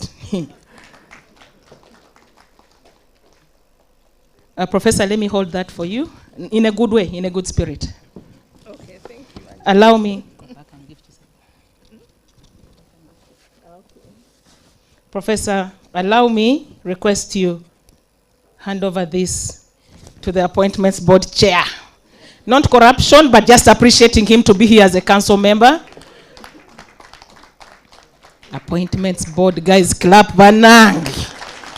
Harmonization, clap. Promotions, clap. Wage bill. May I know where I belong? Okay, please.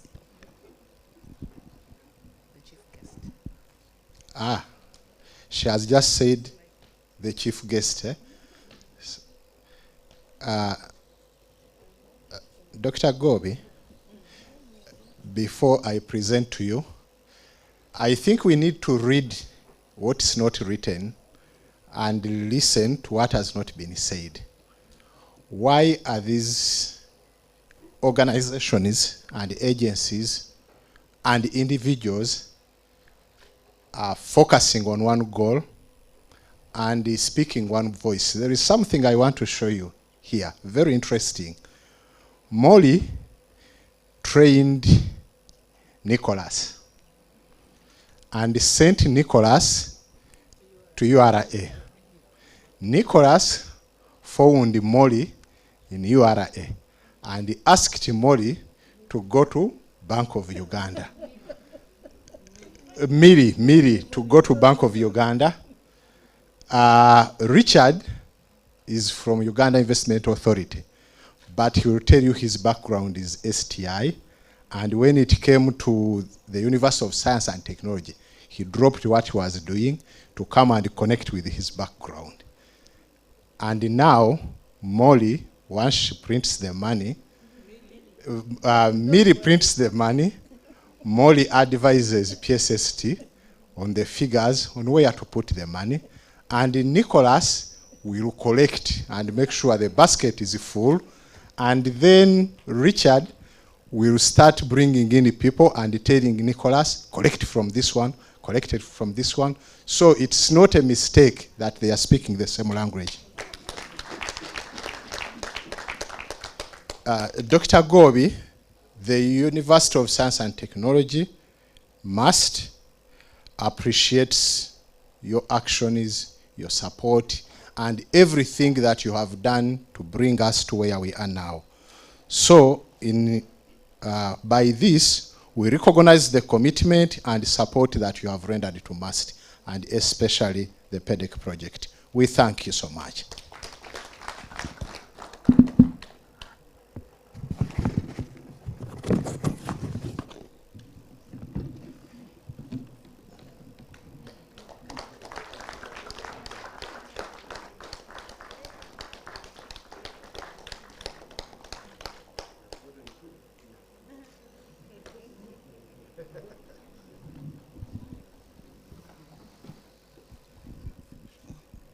Thank you so much, Dr. Kisaka.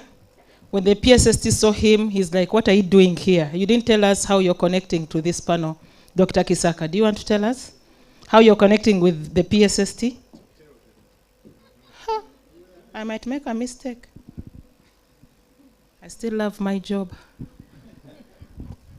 Okay, when PSST came in and saw me here, he asked me, what are you doing here? I said, I'm a member of the MUST community. But he said, I deployed you elsewhere to make sure you address the objectives of of agricultural industrialization. I said that is exactly what we are doing. And as the National Agricultural Research Organization, MUST is one of our key partners, not only key partners, but also neighbors. And they gave me the assignment to sit on the University Council and also guide on appointments and promotions. And all of the issues of appointments and promotions, when I mentioned that, all of them were checked out. So we are just following processes now. Thank you so much. Thank you, Dr. Kisaka. Finally, our chief guest. Every successful event, every failed event has an organizing committee. The organizing committee of this event, please stand up for recognition. It was chaired by the university secretary, Mr. Kwatampora. I'll start in order. Vincent Kansime Kwatampora. Is it correct? Promotion. Thank you so much. The other was Mr. Agre, the procurement officer, Agre Aineviona.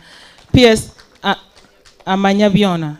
PSST, it means that he knows everything. That's why we had him on our committee. And Dr. Benjamin and I myself. Thank you so much. And Frida, who is in absentia, our secretary. At this moment, I'd request the Vice Chancellor to give a vote of thanks. And after the vote of thanks, we shall dissolve, the PSST will dissolve the assembly. We cut the cake, have a group photo, eat the cake, and go for lunch. Because I'm saying all this because I'm not supposed to speak after they have spoken. Order, vote of thanks, dissolve the assembly, cut the cake, anthems, press interviews, lunch, departure at will. There's no after party. So we are leaving immediately. Madam Vice Chancellor, the vote of thanks.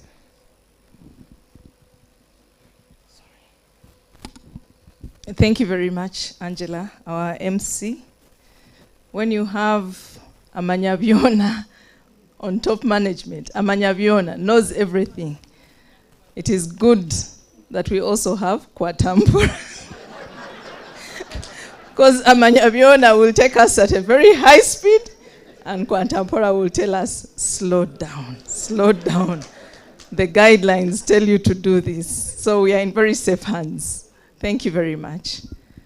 On behalf of the MUST community, I'd like to thank you very much, our chief guest, for honoring our invitation and sparing your whole day. Actually 2 days, because you traveled yesterday and you're here with us today. That's a lot of time, so many hours taken away from your busy schedule. We want to sincerely thank you very much for this time you've given us, but not only for the time, for the brains behind MUST-PEDC, because without you, Benjamin would not have done this. So we want to thank you very much for having taught him and taught him very well, plus all the other teachers in the room that taught Benjamin. Thank you very much. I want to thank all of you for having accepted our invitation and come here to spend the day with us. You have actually spent the whole day with us.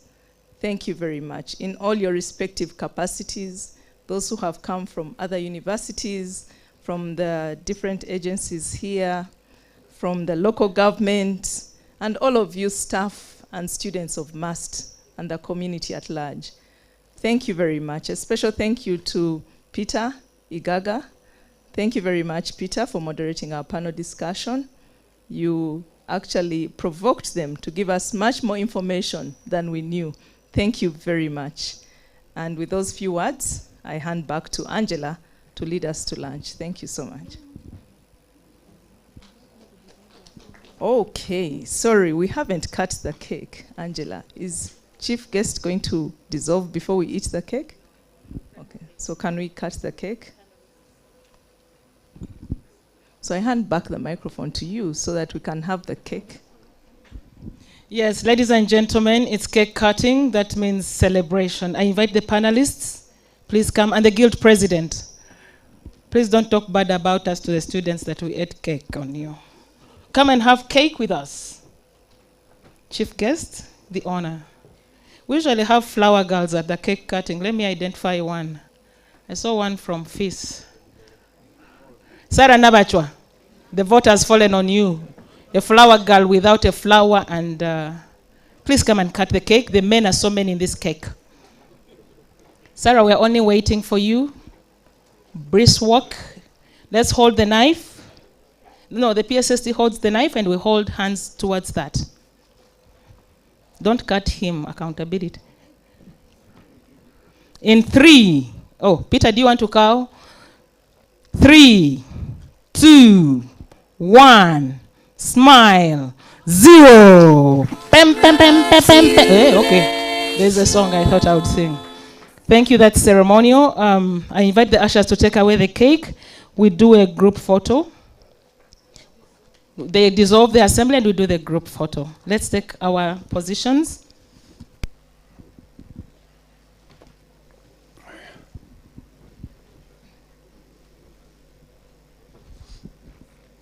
By the powers entrusted to me, I declare the event closed.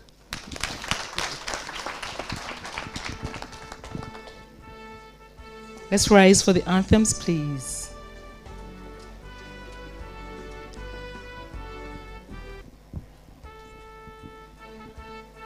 Let's rise for the anthems. Let's start with the You Must anthem.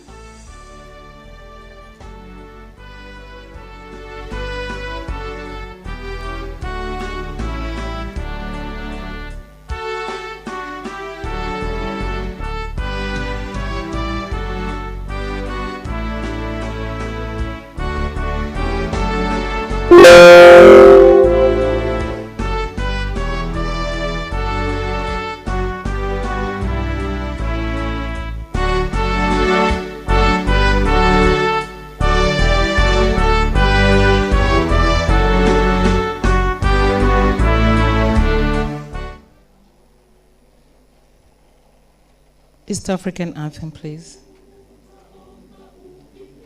I prefer we take it live. E Mungu twaomba uilinde Jumuiya Afrika Mashariki, tuwezeshe kuishi kwa amani, tutimize na malengo yetu.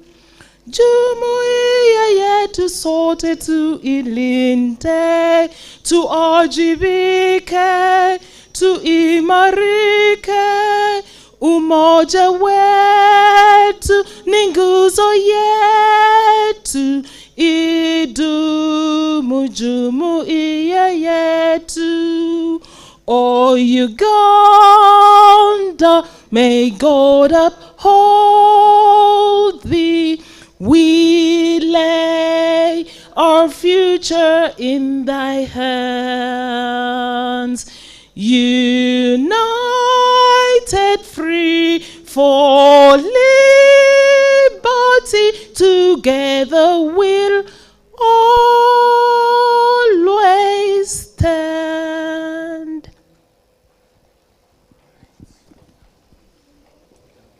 Lunch will be served at the serving centers. You'll find out there outside. I now invite the Vice Chancellor to lead the PSST for the press brief, and thereafter,